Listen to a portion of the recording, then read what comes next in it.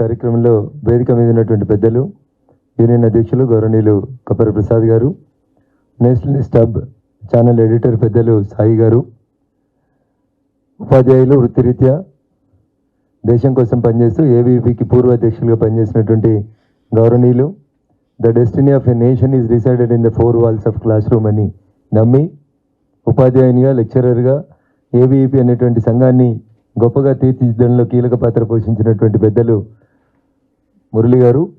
మురళీజీ, అదే రకంగా తన ఆర్టికల్స్తో జర్నలిజంలో కొత్త విలువల్ని, కొత్త పుంతల్ని దక్కిస్తున్నటువంటి పెద్దలు భాస్కర్ యోగి గారు, నా మిత్రులు, నాతో పాటు అనేక సంవత్సరాల పాటు జర్నలిస్ట్గా పనిచేసినటువంటి సోదరుడు సతీష్ గారు, నరసింహ గారు, స్వామి గారు, వేదిక ముందున్నటువంటి ప్రింట్ ఎలక్ట్రానిక్ మీడియా మిత్రులు, భారతీయ జనతా పార్టీ ఆత్మీయ కుటుంబ సభ్యులకు అందరికీ పేరు పేరున నమస్సమాంజలు.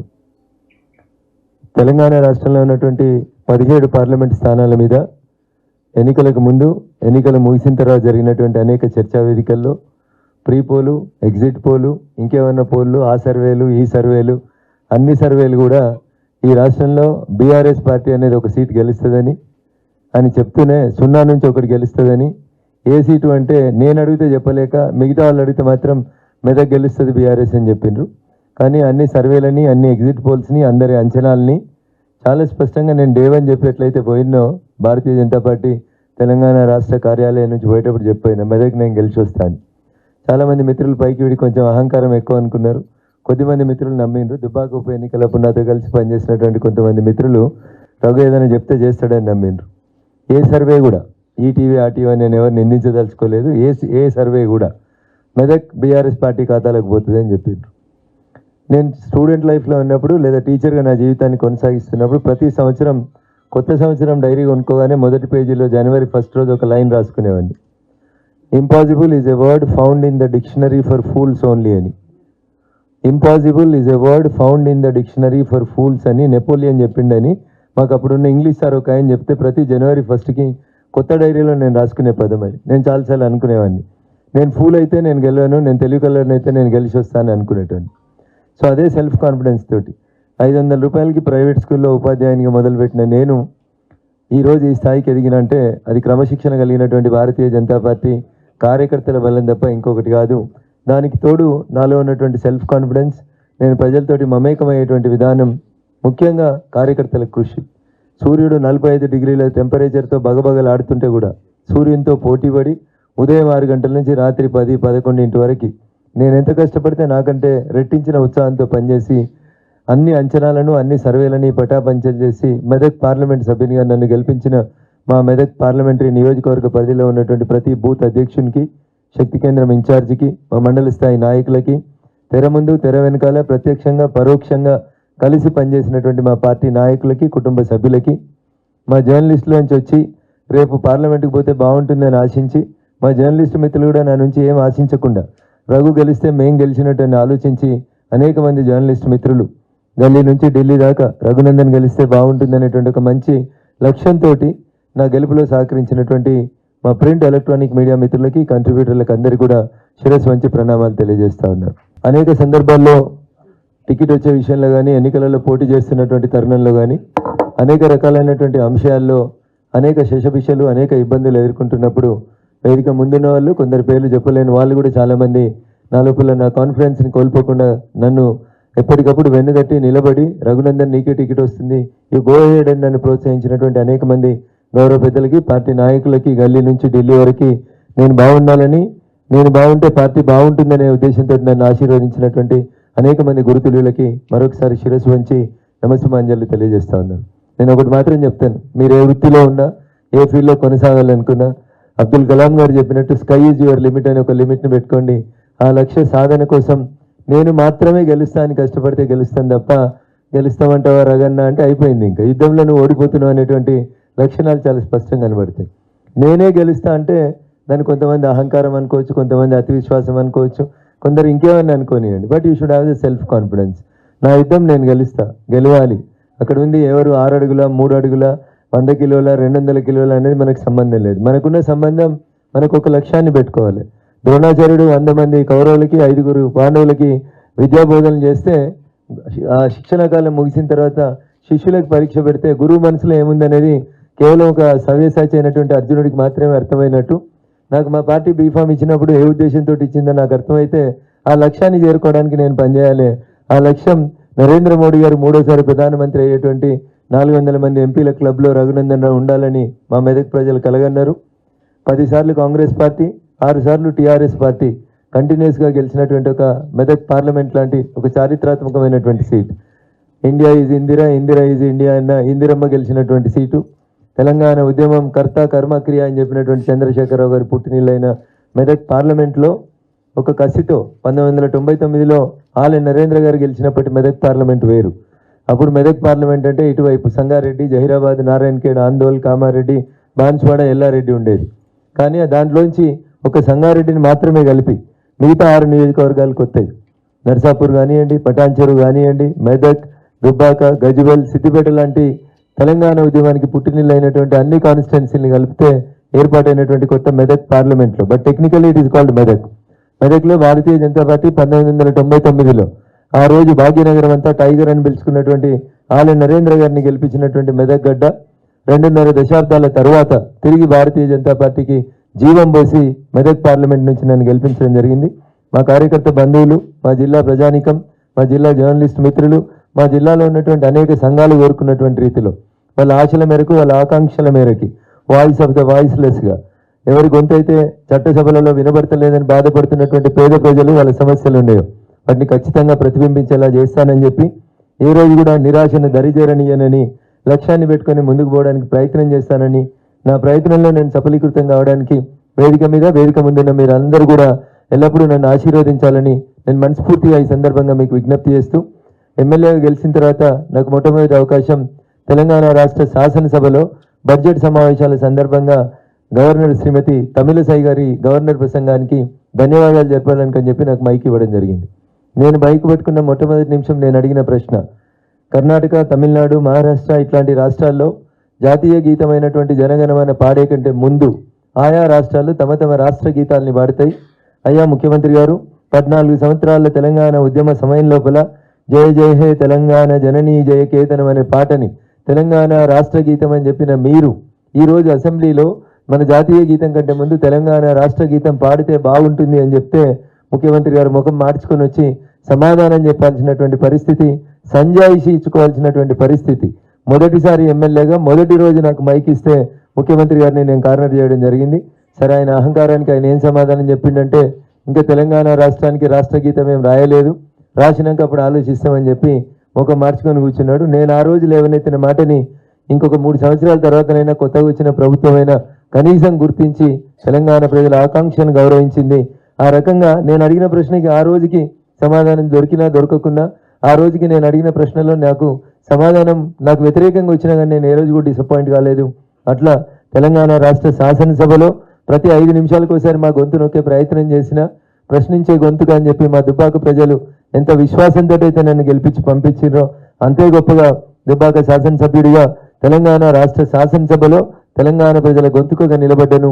అట్లే ఇప్పుడు తెలంగాణ నుంచి తెలంగాణకు రావాల్సిన నిధుల విషయంలో అనేక సందర్భాల్లో భారత ప్రభుత్వాన్ని బదనాం చేస్తూ మంచి జరిగితే రాష్ట్ర ప్రభుత్వాలు చేసినట్టు, చెడు జరిగితే నరేంద్ర మోడీ గారి వల్ల భారత ప్రభుత్వం వల్ల జరిగిందనేటువంటి అపప్రద నుంచి భారత ప్రభుత్వాన్ని మా ప్రధానమంత్రి మన ప్రధానమంత్రి నరేంద్ర మోడీ గారి మీద అట్లాంటి అపప్రద పడకుండా ఒక తెలంగాణ ఉద్యమకారుడిగా, ఒక జాతీయవాదిగా ఖచ్చితంగా ఈ గడ్డ మీద పుట్టిన బిడ్డగా ఈ గడ్డకు, ఈ దేశ సమగ్రతకి సమైక్యత కోసం జరిపేటువంటి ప్రయత్నంలో నేను ఒక చిరు సమిధగా మీ అందరి ఆశీస్సులతో వెలగాలని, మంచి భవిష్యత్తుని ఆ భగవంతుడు ఇవ్వాలని, మీ ఆశీస్సులు నన్ను ఇట్లాగే ముందుకు తీసుకెళ్లాలని, నా మొండితనం పట్టుదలకి మీరు అగ్నికి ఆజ్యం తోడేసి ఏమంటారు మండుతున్న మంటకింత నెయ్యిలాగా ఉపయోగపడాలి తప్ప ప్లీజ్ డోంట్ డిస్కరేజ్ మీ.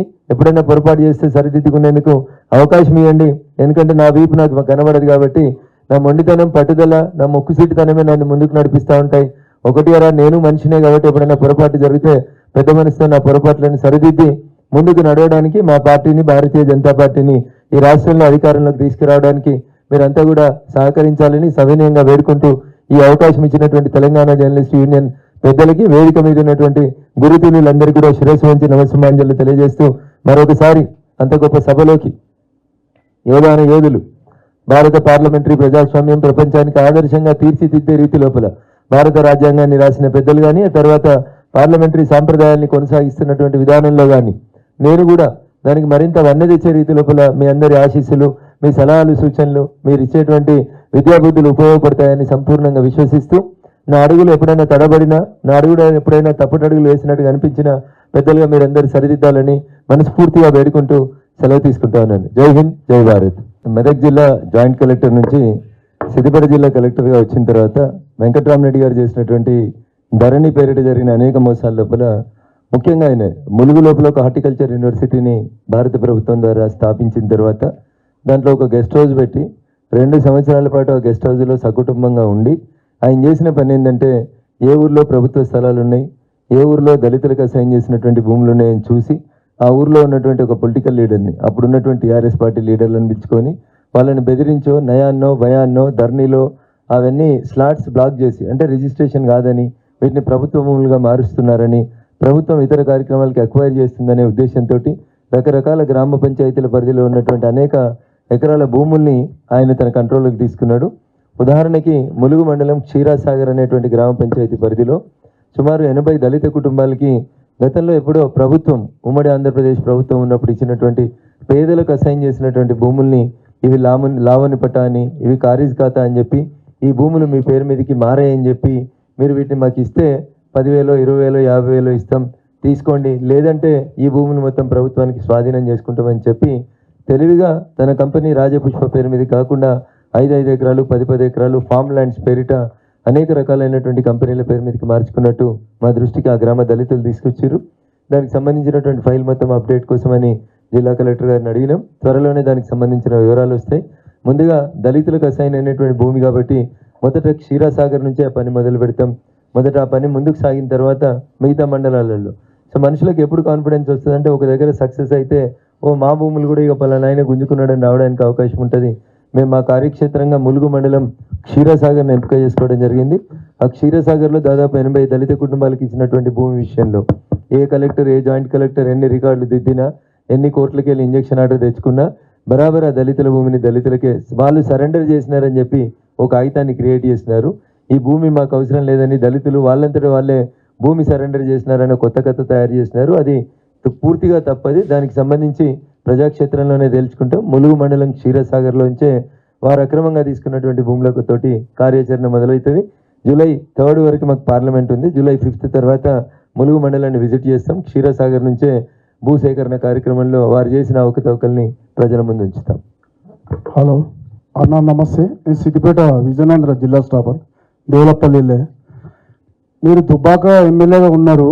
అయితే మల్లన్న సాగర్లో ఇంతవరకు చెక్కులు ఇచ్చినవి కూడా పెండింగ్ ఉన్నాయన్న. అది దృష్టిలో పెట్టుకొని ఆ చెక్కులు ఇప్పటి వరకు గత టీఆర్ఎస్ ప్రభుత్వం అంటే మన వెంకట్రామరెడ్డి ఉన్నప్పటి నుంచి తిరిగి చాలా మంది బేజారైపోయినరు. ఇప్పటి వరకు కూడా ఇంకా అమౌంట్ రాలేదన్న. చాలా మంది ప్యాకేజీలు రావాల్సి ఉన్నాయి, అవన్నీ పెండింగ్ ఉన్నాయి. మరి జర ఇవి మీ శ్రద్ధతోనైనా వాళ్ళకు ఇప్పిస్తారని నేను ఆశిస్తున్నానన్న. సో నేను ఎమ్మెల్యే గెలిచే కంటే ముందు కొన్ని కోర్టు డిగ్రీల పేరిట, కొన్ని కాంప్రమైజ్ డిగ్రీల పేరిట కలెక్టర్ కార్యాలయంలో సంతకాలు తీసుకొని ఎవరైతే విలేజ్ని వదలడానికి వాలంటరీగా ఒప్పుకొని వెళ్ళిపోయినారో అన్న వాళ్ళకి తప్ప మిగతా వాళ్ళందరికీ నేను గెలిచిన తర్వాత మళ్ళీ పిలిచి కలెక్టర్ గారితో రీకన్సిలేషన్ మీటింగ్స్ పెట్టాం. కొన్నిట్లలో కోర్టులలో మళ్ళీ పిటిషన్స్ ఫైల్ చేసినామన్నా. చెక్స్ ఏమన్నా ప్రభుత్వం ద్వారా చెక్స్ ఇష్యూ చేయబడి తిరిగి చెక్స్ చెల్లించబడక పెండింగ్ ఉన్నటువంటి ఏ చెక్కులు ఉన్నా కానీ జూలై 10 నుంచి జూలై 30 వరకు నాకు అందజేసేటువంటి ప్రయత్నం చేయండి. తప్పకుండా ఆ చెక్కులని ప్రభుత్వాన్ని ఒప్పించి క్లియర్ చేపిస్తానండి తప్పకుండా. అన్న Mallikarjun Andhra Prabha TPCC working president Jaggareddy గారు, మీ ఎంపీ కాన్స్టిట్యున్సీ సంగారెడ్డి మాజీ ఎమ్మెల్యే, వారు ఏమంటున్నారంటే మన్మోహన్ సింగ్ ఇచ్చిన ప్రభుత్వం ఇచ్చిన ఐటీఐఆర్ని మోదీ ప్రభుత్వం క్యాన్సిల్ చేసింది. ఆ ప్రాజెక్ట్ మళ్ళీ తిరిగి తెప్పించడంలో బీజేపీ ఎంపీలు కానీ కేంద్ర మంత్రులు ఎలా చేయట్లేదు. కేవలం గుళ్ళు గోపురాలు చుట్టూ తిరుగుతున్నారు. ఆకలితో ఉన్న వాళ్ళకి అన్నం పెట్టకుండా కేవలం గుళ్ళోకి వెళ్ళి గుళ్ళ చుట్టూ రాజకీయం తిప్పుతున్నారని రీసెంట్గా ప్రధానమైన ఆరోపణ చేశారు. మీరు ఐటీఐ ప్రాజెక్ట్ మళ్ళీ తెప్పించిన విషయంలో మీ కాంట్రిబ్యూషన్ ఎలా ఉండబోతుంది? ఫస్ట్ బేసికల్గా జగ్గారెడ్డి గారు కానీ జర్నలిస్ట్ మిత్రులకు కానీ అవేర్నెస్ కోసం చెప్పదలుచుకుంది ఏంటంటే ఐటీఐఆర్ అనేది ఒక ప్రత్యేకమైనటువంటి ప్రాజెక్ట్ కాదు. అది ఉందానగర్ రైల్వే స్టేషన్ దగ్గర నుంచి శంషాబాద్ రైల్వే స్టేషన్ వరకు ఒక కారిడార్ని డెవలప్ చేసి ఆ ప్రాంతంలో పరిశ్రమలు తీసుకురావాలని ఒకటి. ఇటువైపు వెళ్తే పటాన్చెరు వైపు వెళ్ళే దారి లోపల కూకట్పల్లి కంటే ముందు నుంచి మియాపూర్ వరకు ఒక రైల్వే స్టేషన్ లోపల ఉండేటువంటి చుట్టూ పరిసర ప్రాంతాల్లో ఉన్నటువంటి ల్యాండ్స్ని డెవలప్ చేసి దానికి అనుసంధానంగా ఉన్న జాతీయ రహదారులను డెవలప్ చేసి ఇన్ఫ్రాస్ట్రక్చర్ డెవలప్ చేసి ఐటీఐఆర్ని రూపొందించాలని డెవలప్ చేయాలని కాంగ్రెస్ పార్టీ మన్మోహన్ సింగ్ గారి నాయకత్వంలో ఏదైతే ప్రతిపాదించిందో టెక్నికల్గా ఐటీఐఆర్ని భారత ప్రభుత్వం నరేంద్ర మోడీ గారి నాయకత్వంలో రద్దు చేసినప్పటికీ కాంగ్రెస్ పార్టీ ఐటీఐఆర్ అని రాసినటువంటి గైడ్ లైన్స్ ఏవైతే ఉన్నాయో ఆ గైడ్ లైన్స్ అన్నింటినీ 10 సంవత్సరాల నరేంద్ర మోడీ గారి పాలనలో పూర్తి చేసినాం. జగ్గారెడ్డి గారికి ఐటీఐఆర్ అనే ప్రాజెక్టు గురించి ఏమన్నా వీళ్ళు తెలిస్తే ఈ ప్రెస్ మీట్ అయిపోయినాక ఇట్లే నేను ఇక్కడ నుంచి రావచ్చి చర్చించడానికి సిద్ధంగా ఉన్నా. వేదిక ఏదైనా సరే ముందు మన్మోహన్ సింగ్ గారు ప్రధానమంత్రిగా ఉన్నప్పుడు ప్రపోజ్ చేసినటువంటి ఐటీఐఆర్ ఏంది, దాంట్లో ఏమి ఇస్తామని చెప్పిండ్రు, ఏమి ఇచ్చినారు.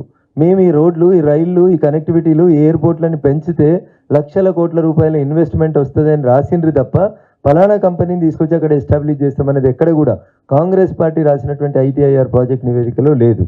నేను నాకున్న పరిజ్ఞానం మేరకు, నాకు వచ్చిన చదువు మేరకి నేను ఐటీఐఆర్ ప్రాజెక్ట్ రిపోర్ట్ని చదివినాను. అసెంబ్లీలో కూడా దాని గురించి ఒకరోజు కేటీఆర్ అనేటువంటి ఐటీ శాఖ మంత్రితో డిబేట్ జరిగినట్టు నాకు గుర్తు. మళ్ళీ ఎవరికైనా డౌట్ ఉంటే ITIR which was proposed by the then prime minister of this country, దాంట్లో ఇచ్చిన గైడ్ లైన్స్, ఆ తర్వాత వచ్చినటువంటి నరేంద్ర మోడీ గారు వారు చెప్పినటువంటి పనులన్నీ పూర్తి అయినాయా కాలేదా, అయితే దాని తర్వాత వచ్చిన ప్రాజెక్టులు అనేది చర్చించడానికి నేను సిద్ధంగా ఉన్నా. ఐటీఐఆర్ వినడానికి వినసొంపుగా ఉంటుంది, అందంగా ఉంటుంది, కానీ అందులో ఏం లేదన్న. ఐటీఐఆర్లో భారత ప్రభుత్వం అప్పటి మన్మోహన్ సింగ్ గారు ప్రపోజ్ చేసిన ప్రతి పనిని నరేంద్ర మోడీ గారి నాయకత్వంలో మేము పూర్తి చేశాం. But in the larger interest of the government దాని పేరును మార్చి ఇంకొక ప్రతిపాదనతోటి భారత ప్రభుత్వం దాన్ని ముందుకు తీసుకుపోయింది తప్ప ఐటీఐఆర్ను రద్దు చేసిర్రు, బీజేపీ తెలంగాణకు అన్యాయం చేసింది అనేది అబద్ధం. మిత్రులు, జర్నలిస్ట్ మిత్రులు కూడా నాదొక విజ్ఞప్తి, ఎవరైనా సరే జగ్గారెడ్డితో సహా ఐటీఐఆర్లో నరేంద్ర మోడీ గారు ప్రధానమంత్రి అయ్యే కంటే ముందున్నటువంటి ప్రపోజల్స్, కాంగ్రెస్ ప్రభుత్వం మన్మోహన్ సింగ్ గారు ఇచ్చిన ప్రపోజల్స్ తీసుకొని రండి అన్న. అందులో మేము ఏం చేసినాం, ఎన్నడూ పూర్తి చేసినాం, దేనికి ఎంత డబ్బులు ఇచ్చినాం అనేది మేము మేము ముందుంచడానికి సిద్ధంగా ఉన్నామన్నా. జగ్గారెడ్డి గారు ఏదో వేగ తిట్టాలి కాబట్టి తిడతాడు. ఆయన పుట్టింది ఆర్ఎస్ఎస్లో, పెరిగింది ఏబీపీలో, ఆయన కౌన్సిలర్ గెలిచింది చిన్న వయసులో బీజేపీకి వెళ్ళి, తల్లిపాలు తాగి రొమ్ము గుద్దాలనుకునేటోళ్ళకి ఇంతకంటే మంచి సమాధానం ఏముండదు అనేది నేను అనుకుంటున్నాను. రఘునందన్ గారు, Bhargav, this is Bhargav, Mic TV correspondent. దేశవ్యాప్తంగా జరిగినటువంటి నీట్ ఎగ్జామ్ లీకేజ్ అయిందని ఎమ్మెల్సీ బల్మూరి వెంకట్ కావచ్చు, కొన్ని విద్యార్థి సంఘాలు కిషన్ రెడ్డి ఇంటిని ముట్టనిచ్చారు. సో అసలు కేంద్ర ప్రభుత్వానికి ఇందులో లీకేజ్ జరిగిందని ఉందా, అంటే వాళ్ళకు ఒక ఐడియా ఉందా, ఎందుకు పట్టించుకోవట్లేదు? నీట్ ఎగ్జామ్ రాసిన విద్యార్థులు మన రాష్ట్రం నుంచి దాదాపు, అంటే 2 తెలుగు రాష్ట్రాల నుంచి 60,000 మంది విద్యార్థులు నష్టపోతున్నారు ఈ నీట్ ఎగ్జామ్ లీకేజ్ వల్ల. ఎట్లాంటి చర్యలు తీసుకోబోతున్నారు? సో దీంట్లో 2 అంశాలు, నిజంగా పేపర్ లీక్ అయిందా కాలేదా అనేది భారత ప్రభుత్వం దాని మీద పూర్తి స్థాయిలో విచారణ జరుపుతుంది, ఒక అంశం. 2, ప్రస్తుతం విచారణ అనేది సుప్రీంకోర్టు పరిధిలో ఉంది. The matter is sub judice. దీని గురించి నేను ఇంతకంటే ఎక్కువ ఒక వకీల్గా ఏం మాట్లాడడానికి వీలుండదు. జూలై 8వ తారీఖుకి నీట్ ఎగ్జామ్ మీద నిర్ణయం తీసుకుంటామని సుప్రీంకోర్టు కేసు వాయిదా వేసింది. సో నాకున్నటువంటి సమాచారం మేరకు పేపర్ లీక్ కాలేదు, కానీ కొంతమంది విద్యార్థులు ఎగ్జామ్ సెంటర్కు ఆలస్యంగా వచ్చినటువంటి సందర్భంలో ఇతరత్ర మెడికల్ గ్రౌండ్స్ లోపల కొంతమంది విద్యార్థులకి అదనంగా మార్కులు కలిపినారనేది ఒక ఎలిగేషన్ కనబడతా ఉంది. దాని మీద స్పష్టమైనటువంటి విచారణకి ఇప్పటికే భారత ప్రభుత్వం ఆదేశించింది ఇంటర్నల్గా ఏం జరిగింది అనేది. ఒక సంఘటన జరగానే ఏదో లీక్ అయింది, గుజరాత్ వాళ్ళు పోయి రాసినారు, బీహార్ వాళ్ళు పోయి రాసినారని వేగంగా మాట్లాడుతూ ఉన్నారు తప్ప there is no clarity about it. So Balmuri Venkat గారు ఏం మాట్లాడినారు, కాంగ్రెస్ పార్టీ ఏం మాట్లాడినది అంటే ఎట్లుంటుందంటే, పగోని పంచాంగం చెప్పమంటే పగటీలు చచ్చిపోతామని చెప్తాడు. నువ్వు నీట్ చేసినా, ఇంకేం చేసినా, ఇంకేం పరీక్ష చేసినా కోడిగుడ్డు మీద ఎట్లా ఈకలు వేయకాలే, బీజేపీని నరేంద్ర మోడీ గారిని ఎట్లా బదనాం చేయాలని చూస్తారు తప్ప నరేంద్ర మోడీ గారు పేపర్లు తీసుకుపోయి గుజరాత్లో అమ్ముకోమని చెప్తారా? So these are all vague statements. Congress పార్టీకి ఏదో ఒకటి చేసి బదనాం చేయడాన్ని భారతీయ జనతా పార్టీని అనేటువంటి ఒక ప్రయత్నం జరుగుతుంది. 100% ప్రస్తుతం అది సుప్రీంకోర్టు పర్యవేక్షణలో ఉంది కాబట్టి, సో నిజానిజాలన్నీ భారత ప్రభుత్వం కోర్టు ముందు ఉంచుతుంది కాబట్టి నా విజ్ఞప్తి మీతోటి జూలై 8 సుప్రీంకోర్టు విచారణ ముగిసేంత త్వరగా ఆగుమని ఒక వకీల్గా నేను మీకు సవినయంగా అప్పీల్ చేస్తాను. మీరు మీ పార్లమెంట్ పరిధిలో ఉన్నటువంటి మల్లన్న సాగర్ బాధితులు వెంకట్రామిరెడ్డి గతంలో వీళ్ళందరికీ అంటే అన్యాయం చేసిందని మీరే చెప్పారు, చాలాసార్లు చెప్పారు. సో వాటి మీద ఎలాంటి చర్యలు ఉంటాయి మీ తరఫున? నేను ఎమ్మెల్యేగా గెలిచినట్టు నుంచి మళ్ళీ కలెక్టర్ తోటి, జాయింట్ కలెక్టర్ తోటి, ఇందాక పెద్దలు మా సిద్దిపేట ఎల్ఐఏ గారు మాట్లాడినట్టు నేను ఒక 5-6 సమావేశాలు అప్పుడున్నటువంటి కలెక్టర్ గారితో పెట్టినాం. తుక్కాపూర్ అనేటువంటి ఒక విలేజ్లో ఉన్న మొత్తం వ్యవసాయ భూమి తీసుకున్నారు, కేవలం ఇండ్లు మాత్రమే మిగిలినాయి. చెరువు కట్టకు 50 గజాల దూరంలో ఉంటుంది. అందులో ట్యాంకులో నీళ్ళు వస్తే ఇందులో వాష్రూమ్లలో మొత్తం పైకి నీళ్ళు వచ్చేసి ఉంటున్నాయి. వాళ్ళు స్నానం చేస్తే నీళ్ళు పోతలేవు, టాయిలెట్లో నీళ్ళు పోతలేవు. ఊరునే రీహాబిలిటేట్ చేయమని, ఒక్కొక్కరికి ఒక్కొక్క డబుల్ బెడ్రూమ్ ఇస్తామని అప్పుడు ఎమ్మెల్యేగా నాకు ఉన్నటువంటి అధికారాలతోటి ఇదే వెంకటరామరెడ్డి అనే కలెక్టర్ తోటి 3 సార్లు మీటింగ్ జరిపినాం. సో రేపు అయిపోతుంది, ఎల్లుండి అయిపోతుంది అని చెప్పి ఆయన రాజకీయాలు మాట్లాడినాడు తప్ప ఆయన ఏ రోజు కూడా నిజంగా ప్రజల సమస్యల కోసం పరిష్కారానికి పనిచేయలేదు. పెండింగ్లో ఉన్నటువంటి మల్లన్న సాగర్ సమస్యలన్నీ, కొన్ని తుకాపూర్కి సంబంధించి, ఎల్లారెడ్డిపేటకి సంబంధించి, బండారుపల్లికి సంబంధించి మళ్ళా భూమి సేకరణ జరుగుతుంది. నేను ఎమ్మెల్యే గెలిచిన తర్వాత అన్న తర్వాత జరిగిన ప్రతి రైతుకి 13 లక్షల నుంచి 16 లక్షల రూపాయలు నేను ఇప్పించడం జరిగింది. కొంతమంది తరఫున కోర్టులో పిటిషన్స్ వేసినాం, అవి కూడా డిస్పోజ్ అవుతాయి, వాళ్ళకు కూడా డబ్బులు వస్తాయని నేను అనుకుంటున్నాను. మిగిలిన ఏమన్నా చెక్కులు మిగిలినా, ఇంకెవరైనా బాధిత కుటుంబాలు మిగిలినా జూలై 10th తర్వాత మళ్ళీ మల్లన్న సాగర్ సమస్యను ప్రారంభిస్తాం. రగన్న, నేను కృష్ణమూర్తి అమ్మాని ఛానల్. మెదక్ అంటే ఇందిరా, ఇందిరా అంటే మెదక్. అట్లాంటి మెదక్ నుంచి ఇప్పుడు ప్రాతినిధ్యం వస్తారు కదా, అంటే మీరు ఏ రకమైనటువంటి అభివృద్ధి కోసం ప్రణాళికలు ఉన్నాయి మీ దగ్గర? ఏ రకమైన అంటే మెదక్ నియోజకవర్గాన్ని ఏ రకమైన పరిశ్రమలు తీసుకురావాలి, ఏ రకమైన అభివృద్ధి ప్రణాళికలు ఏమైనా చెప్పగలుగుతారా? ఇందిరాగాంధీ గెలిచిన తర్వాత మెదక్ డెవలప్ అయింది, ఇందిరాగాంధీ గెలిచినాక మెదక్ ఏదో కంపెనీలు వచ్చినాయని చాలామంది మిత్రులు అపోహలో ఉంటారు. చాలామంది మిత్రులు రాసిస్తే ముఖ్యమంత్రి రేవంత్ రెడ్డి గారు కూడా మెదక్ వచ్చి అదే చదివిపోయాడు. కానీ ఆయనకు తెలియాల్సింది ఇందిరమ్మ వచ్చే కంటే ముందే మాకు ఇక్రిసాట్ వచ్చింది, ఇందిరమ్మ వచ్చే కంటే ముందే బిహెచ్ఎల్ వచ్చింది, ఇందిరమ్మ వచ్చే కంటే ముందే మాకు బీడీఎల్ వచ్చింది. ఇట్లా రకరకాలైనటువంటి పరిశ్రమలు మా జిల్లాలో ఉన్నాయని చెప్పుకునే పరిశ్రమలన్నీ కూడా ఇందిరాగాంధీ గారు మెదక్లో 1980లో గెలిచే కంటే ముందే ఈ పరిశ్రమలన్నీ వచ్చినాయన్న. కాబట్టి ఇందిరాగాంధీ గారు వచ్చినాక ఏదో మెదక్ డెవలప్ అయింది అనేటువంటి మాట ఉత్తుత్తి మాట అన్న. మా మెదక్ ఒకప్పుడు మెతుకు సీమ, అందరికీ అన్నం పెట్టిన సీమ. ఇండస్ట్రియలైజేషన్ పేరిట, కాలుష్యం పేరిట నక్కవాగుని చంపి మా ప్రజల జీవితాలతో చెలగాటమాడితే మేము సుప్రీంకోర్టు తలుపులు తట్టి కాలుష్యకారకమైనటువంటి నక్కవాగుని, చచ్చిపోయిన నక్కవాగుని తిరిగి పునరుద్ధరించేందుకు నేను జర్నలిస్ట్ ఉన్నప్పటి నుంచి కొట్లాడుతూ ఉన్నాను. సో డెవలప్మెంట్ విషయానికి వచ్చినప్పుడు పటాన్ చెరువు, సంగారెడ్డి, పార్ట్ ఆఫ్ నర్సాపూర్ నియోజకవర్గాల్లో ఇండస్ట్రియలైజేషన్ ఎక్కువ వచ్చి కాలుష్యం పెరిగిపోయిందన్న. ఇప్పుడు భారత ప్రభుత్వం 666 పేరిట ఇంకొక రోడ్ ఇస్తూ ఉంది. అది ఉత్తర భాగం సంగారెడ్డి, గజ్వెల్, దుబ్బాక వైపు నుంచి డెవలప్ కాబోతా ఉందన్న. అందుకని నేను ఇండస్ట్రియల్ మిత్రులు చేయబోతున్నటువంటి అప్పీల్ ఏంటంటే, పార్లమెంట్ నుంచి వచ్చిన తర్వాత డిఐసి తోటి, పొల్యూషన్ కంట్రోల్ బోర్డు తోటి ఒక మీటింగ్ కాల్ఫర్ చేసి, పటాన్ చెరువు, సంగారెడ్డి, నర్సాపూర్ ప్రాంతాలు, జిన్నారం ప్రాంతాలు సూపర్ సాచురేట్ అయిపోయినాయి. కాబట్టి ఇంతకుముందు మీకు రవాణా లేదు కాబట్టి పటాన్ చెరువును ఆనుకొని పెట్టినారు. ఇప్పుడు ఒక ఓఆర్ఆర్ వచ్చింది, దాని తర్వాత 666 వస్తుంది. కాబట్టి ఈ పరిశ్రమల్ని కొంచెం దూరంగా గజ్వెల్, దుబ్బాక, నర్సాపూర్ నియోజకవర్గాల వైపు ఎక్స్టెండ్ చేసినట్టయితే ఇటువైపు కాలుష్యం తగ్గుతుంది, అటువైపు ఎంప్లాయ్మెంట్ పెరగడానికి అవకాశం ఉంటుంది. మా జిల్లా భౌగోళిక స్వరూపాన్ని గమనిస్తే మీరు ఇటువైపు అంతా సౌత్ సైడ్ అంతా పటాన్ చెరువు, సంగారెడ్డి, సదాశివపేట, జిన్నారం, బొల్లారం ఇదంతా ఓవర్ క్రౌడ్ అయిపోయింది, ఓవర్ ఇండస్ట్రియలైజేషన్ అయిపోయింది. సిద్దిపేట వైపు పోతే అదొక రకమైనటువంటి డెవలప్మెంట్ నోసుకొని పోయింది. మధ్యలో మిగిలిపోయింది మెదక్, మిగిలిపోయింది మెదలు, మిగిలిపోయింది దుబ్బాక, మిగిలింది part of Gajwel, part of Narsapur మిగిలింది.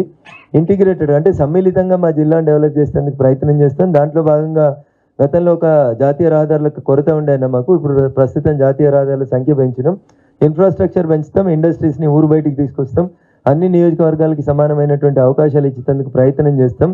మా తెలంగాణ శ్వాస, మేము నిజాం షుగర్ ఫ్యాక్టరీని తెరుస్తాం, ముంబోజిపల్లిలో ఇచ్చేస్తామని చెప్పి మెదక్లో ముంబోజిపల్లి షుగర్ ఫ్యాక్టరీని తెరుస్తామని అసెంబ్లీలో హౌస్ కమిటీ వేసి, హౌస్ కమిటీ నివేదికను అడ్రస్ లేకుండా చేసిన చంద్రశేఖరరావు గారి ప్రభుత్వం హయాంలో వచ్చిన ఆ నిజాం షుగర్ ఫ్యాక్టరీ నివేదికను తిరిగి ఓపెన్ చేపిస్తాం. కాంగ్రెస్ ప్రభుత్వం మీద ఒత్తిడి తెస్తాం.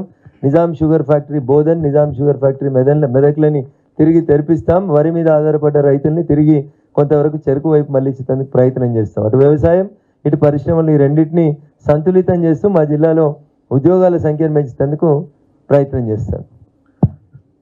సార్ రఘునందన్ గారు, నేను 17 ఏళ్ల నుంచి ఆల్మోస్ట్ మిమ్మల్ని చూస్తున్నాను. ఇప్పటిదాకా అందరూ గవర్నెన్స్ గురించి వీటి గురించి మాట్లాడుతున్నారు, కానీ నాకు కొంచెం పొలిటికల్గానే మీ నుంచి కొంచెం స్పైస్ ఎక్స్పెక్ట్ చేస్తున్నాం బేసికల్లీ అందరూ.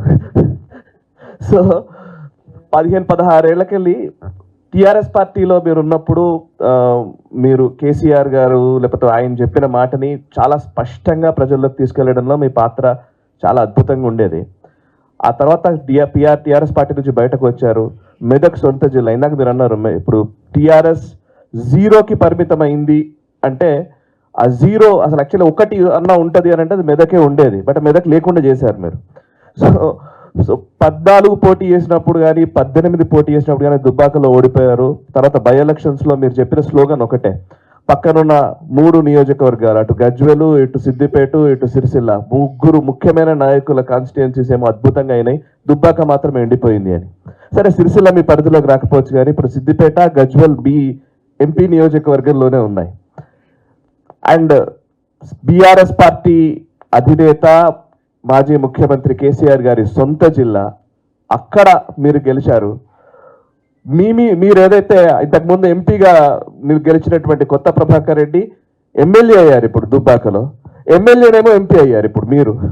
సో దుబ్బాక నుంచి సో ఈక్వేషన్స్ మొత్తం మారిపోయినట్టు కనబడుతుంది. 10 ఏళ్లలో 15 ఏళ్లలో ఆయన ముఖ్యమంత్రి అయిన సందర్భంలో మీరు పడ్డ స్ట్రగుల్ కావచ్చు, ఈరోజు బీజేపీ ఎదుగుదల, బీఆర్ఎస్ జీరో అవుతున్న నేపథ్యం కావచ్చు, ఒకసారి పొలిటికల్ ఈక్వేషన్స్ గురించి ఏమైనా చెప్తారా? అన్ని కుల్లంకుల్లో కళ్ళ ముంగట కనబడుతూనే ఉన్నాయి కదన్న. మనుషుల్ని మనుషులుగా చూడకుండా అహంకారపూరితంగా వ్యవహరించినటువంటి వ్యక్తులు ఎవరైనా, ఈ రాష్ట్రం ఆ రాష్ట్రం ఏ రాష్ట్రం అని తేడా లేకుండా మనుషుల్ని కనీసం మనుషులుగా గౌరవించలేనటువంటి, ఎమ్మెల్యేలను కలవలేనటువంటి, మంత్రులను చూడలేనటువంటి ముఖ్యమంత్రులు మాకొద్దని ప్రజలు చాలా స్పష్టంగా తీర్పిస్తారనేది ఉభయ తెలుగు రాష్ట్రాల లోపల చాలా స్పష్టంగా కనబడింది. ప్రజా సేవకులుగా ఉంటామని, ప్రజల కొరకు ప్రజల చేత ప్రజలే ఎన్నుకున్నటువంటి ప్రజా ప్రభుత్వాలు గడీలు కట్టుకొని, కంచెలు పెట్టుకొని, బందోబస్తులు పెట్టుకొని ప్రజలకి ఆఖరికి ప్రజాప్రతినిధులైనటువంటి ఎమ్మెల్యేలు కూడా అందుబాటులో లేకపోతే ఫలితం ఎట్లుంటుందో ఇటు చంద్రశేఖరరావు గారికి అటు పక్క రాష్ట్రంలో కూడా అవగతమైందని నేను అనుకుంటా ఉన్నాను. సో భారతీయ జనతా పార్టీలో చేరిన నాటి నుంచి మీరు అన్నట్టు మా మెదక్ జిల్లాలో పార్టీ లేదని కాదు, పార్టీ నేను మళ్ళీ చెప్తా ఉన్నా మీకు. మొట్టమొదటిసారిగా రామాయంపేట అనేటువంటి ఒక రూరల్ నియోజకవర్గం ఉండే, ఇప్పుడు లేదు ప్రస్తుతం, అది మెదక్లో పార్టీ అయింది. అక్కడ కూడా వాసిరెడ్డి గారని ఒక ఎమ్మెల్యేను భారతీయ జనతా పార్టీ నుంచి గెలిపించినటువంటి ప్రాంతం మెదక్ జిల్లా. తర్వాత సంగారెడ్డి నుంచి సత్యనారాయణ గారిని 1999లో ఎమ్మెల్యేగా గెలిపించినటువంటి జిల్లా మా మెదక్ జిల్లా. సో భారతీయ జనతా పార్టీకి పునాదులు లేవా అంటే చాలా ఉన్నాయి. నక్సల్బరీ మూవ్మెంట్ బాగా జరుగుతుంటే తుపాకులు పెట్టి జెండా దించుతావా సస్తావా అంటే సచ్చిరు కార్యకర్తలు కానీ ఏ రోజు కూడా వామపక్ష తీవ్రవాదుల కోసం జెండాలు దించినటువంటి జిల్లా మా మెదక్ జిల్లా. దురదృష్టం సరైనటువంటి నాయకత్వం లేక, నడిపించడం లేక, రకరకాల కారణాల చేత కొంత వెనుకబడినప్పటికీ తిరిగి మేము పుంజుకున్నాం. ఇప్పుడు భవిష్యత్తు లోపల జహీరాబాద్, మెదక్ 2 పార్లమెంట్లు, జిల్లాలో ఉన్నటువంటి 10 అసెంబ్లీలను గెలవడానికి అనుకూలంగా మేము సైన్యాన్ని ప్రిపేర్ చేసుకుంటూ వచ్చినాం. దాంట్లో మొదట దుబ్బాకలో కొంత సఫలీకృతుండైన నేను, తర్వాత మెదక్ పార్లమెంట్ పరిధి లోపల ఉన్న మా కార్యకర్తల కృషి, వారి లోపల వచ్చినటువంటి కసి, పట్టుదల, ఈ 2 వెరిసి మేము మెదక్ పార్లమెంట్ స్వాధీనం చేసుకోవడం జరిగింది. ఇక్కడ కార్యకర్తలకు కావాల్సింది ఒక ధైర్యం, ఒక విశ్వాసం. మాకేమన్నా వస్తే ఎవరుంటారు అనేటువంటి ఒక పంచాయతీలోంచి మన మెదక్లో అనుకోకుండా బక్రీద్ కంటే 2 రోజుల ముందు భారత ప్రభుత్వం ఇచ్చినటువంటి జీవోను అమలు చేయమన్న సందర్భంగా జరిగిన కత్తిపోట్ల సంఘటనలో నేనే మళ్ళీ అడ్వకేట్గా పోయి కోర్టు వాదిస్తే నిన్న బెయిల్ వచ్చింది. కానీ దురదృష్టం ఏంది, తెలంగాణ పోలీసు వాళ్ళు ఒక ఎఫ్ఐఆర్ దాచిపెట్టి ఇంకొక కేసులో వీళ్ళు ముద్దాయిలు, వీళ్ళని రిలీజ్ చేయొద్దని నిన్న బెయిల్ వచ్చిన తర్వాత సాయంత్రం 5 గంటల తర్వాత జడ్జి గారి దగ్గరకు పోయి మళ్ళీ ఒక పిటిషన్ మూవ్ చేసి వీళ్ళని కస్టడీలోకి తీసుకునే ప్రయత్నం చేసిండ్రు. ఉదయం దానికి సంబంధించినటువంటి మెటీరియల్ అంతా డ్రాఫ్ట్ చేసి జూనియర్స్ని, ఈ కార్యక్రమం ముందే ఒప్పుకున్నది ఉన్నది కాబట్టి జూనియర్స్ని కోర్టుకు పంపించినాను. హోప్ దట్ 20 మంది జైల్లో ఉన్నటువంటి మా మిత్రులు కూడా ఈరోజు బయటికి రిలీజ్ అవుతారనేటువంటి సంపూర్ణమైనటువంటి విశ్వాసం మాకుంది. సో భారతీయ జనతా పార్టీ కార్యకర్తగా పార్టీ ఇచ్చినటువంటి లక్ష్యాలను ముందు పెట్టుకొని పోయి కాశ్మీర్ నుంచి కన్యాకుమారి దాకా ప్రతి బూత్ గెలవడమే మా లక్ష్యంగా మేము ముందుకు పోతా ఉన్నాం సార్. దాంట్లో భాగంగా త్వరలో జరగబోయేటువంటి లోకల్ బాడీ ఎన్నికలకి కార్యకర్తల్ని సన్నద్ధం చేస్తూ ఇప్పటికే దాదాపు అన్ని అసెంబ్లీ నియోజకవర్గాలలో మీటింగ్స్ అన్ని పూర్తి చేసుకొని వచ్చినాం సార్. ఖచ్చితంగా పార్టీని ఎదిగేందుకు చూస్తాం.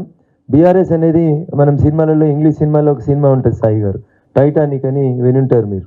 మునిగిన చాలా వందల సంవత్సరాల తర్వాత కానీ ఒక పడవ ఉండే, దాని పేరు టైటానిక్, అది మునిగిందని చరిత్ర ఎట్లయితే మళ్ళీ కొన్ని వందల సంవత్సరాల తర్వాత చెప్పుకుందో, అట్లా తెలంగాణ రాష్ట్రం కోసం టీఆర్ఎస్ అనే ఒక పార్టీ ఉండే, అది తర్వాత రూపాంతరం చెంది బీఆర్ఎస్ మారిందని, ఆ బీఆర్ఎస్ అనే పడవ టైటానిక్ లాగా మునిగిపోయిందని చరిత్రలో మళ్ళీ రాకా గారు, మురళీ సారో, లేకపోతే మా భాస్కర్ యోగి గారు ఆర్టికల్స్ రాస్తే భవిష్యత్ తరాలకి అది ఉపయోగపడుతుందని నేను అనుకుంటా ఉన్నాను.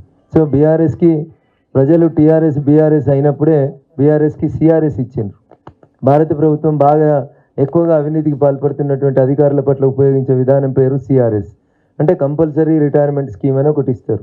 ఈరోజు తెలంగాణ సమాజం టీఆర్ఎస్ పార్టీకి సిఆర్ఎస్ ఇచ్చి, సార్ నువ్వు వ్యవసాయం చేసుకుంటే మంచిది, బాగా కూరగాయలను ఎట్లా పండించాలనేది రైతులకు నేర్పించమని ఆయనను పంపించింది సార్. ఇంకా టీఆర్ఎస్కి పునర్జీవనం రాదనే నేను అనుకుంటా ఉన్నాను. సార్ నందు తెలుగు పాపులర్ టీవీ సార్. ఇక్కడ సార్ ఇప్పుడు బీజేపీలోకి హరీష్ రావు వస్తారనే వార్తలు వినిపిస్తున్నాయి, ప్రచారం కూడా జరుగుతుంది. ఒకవేళ హరీష్ రావు బీజేపీలోకి వస్తే మీరు ఆహ్వానిస్తారా?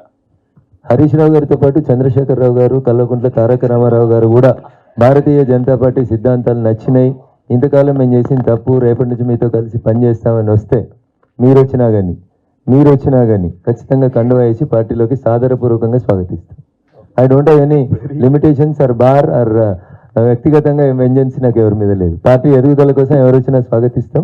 మా సిద్ధాంతాన్ని నమ్మి మా కోసం పనిచేస్తామంటే కాశ్మీర్ నుంచి కన్యాకుమారి దాకా ఆడున్న ఊల్ఫా తీవ్రవాదుల దగ్గర నుంచి ఈడున్నటువంటి నక్సలైట్ మిత్రులు కూడా జనజీవన స్రవంతిలోకి వచ్చి కాషాయం కండు అని నమ్మి పనిచేస్తామని వస్తే we welcome each and every one.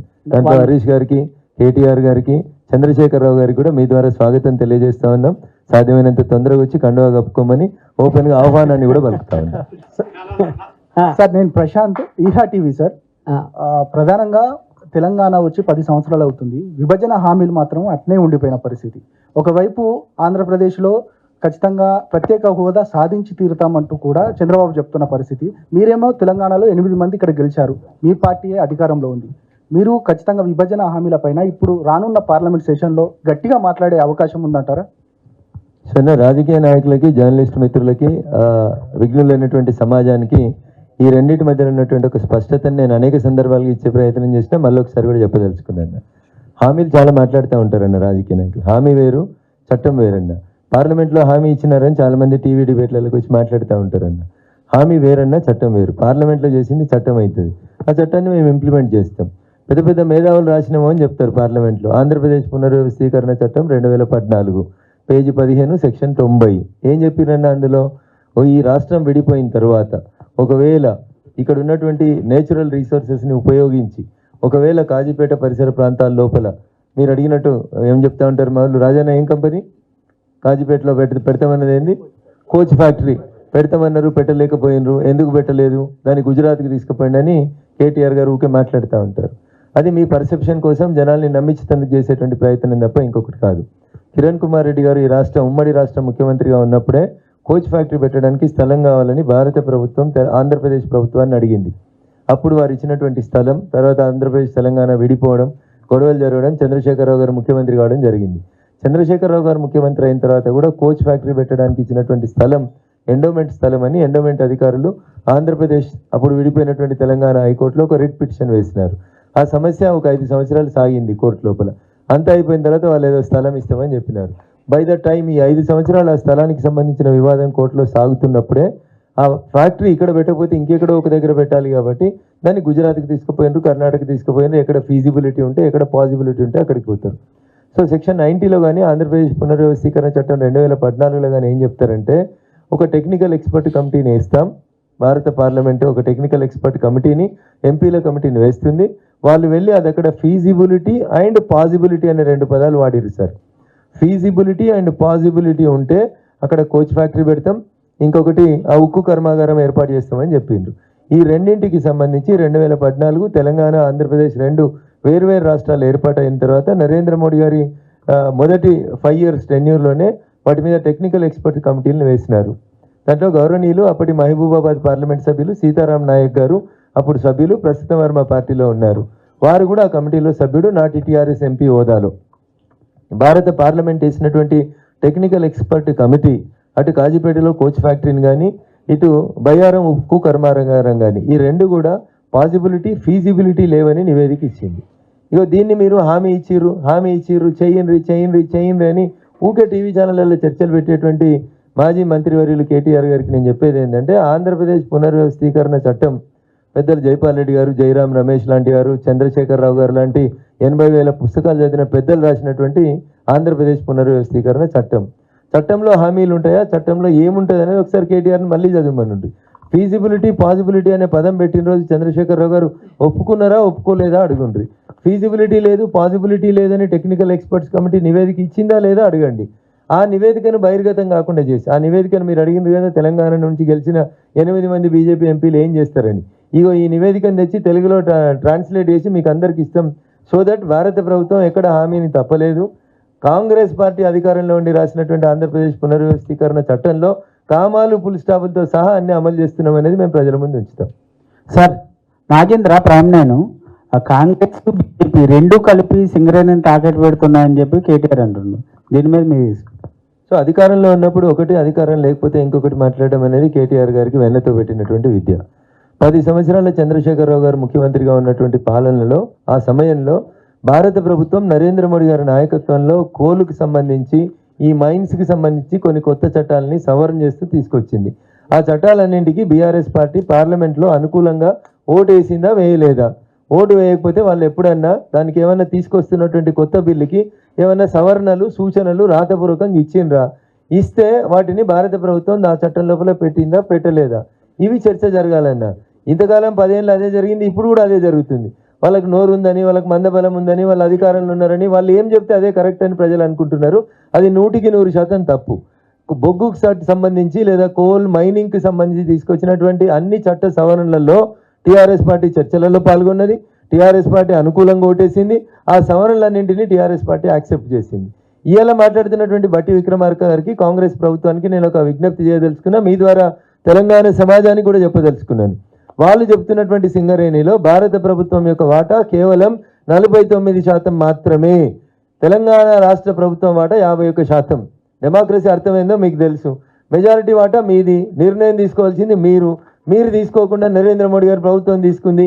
దానికి బీఆర్ఎస్ వత్తాసు పలికిందని ఇయ్యాల బట్టి గారు సన్నాయి నొక్కులు నొక్కితే ఏమొస్తుంది చెప్పండి.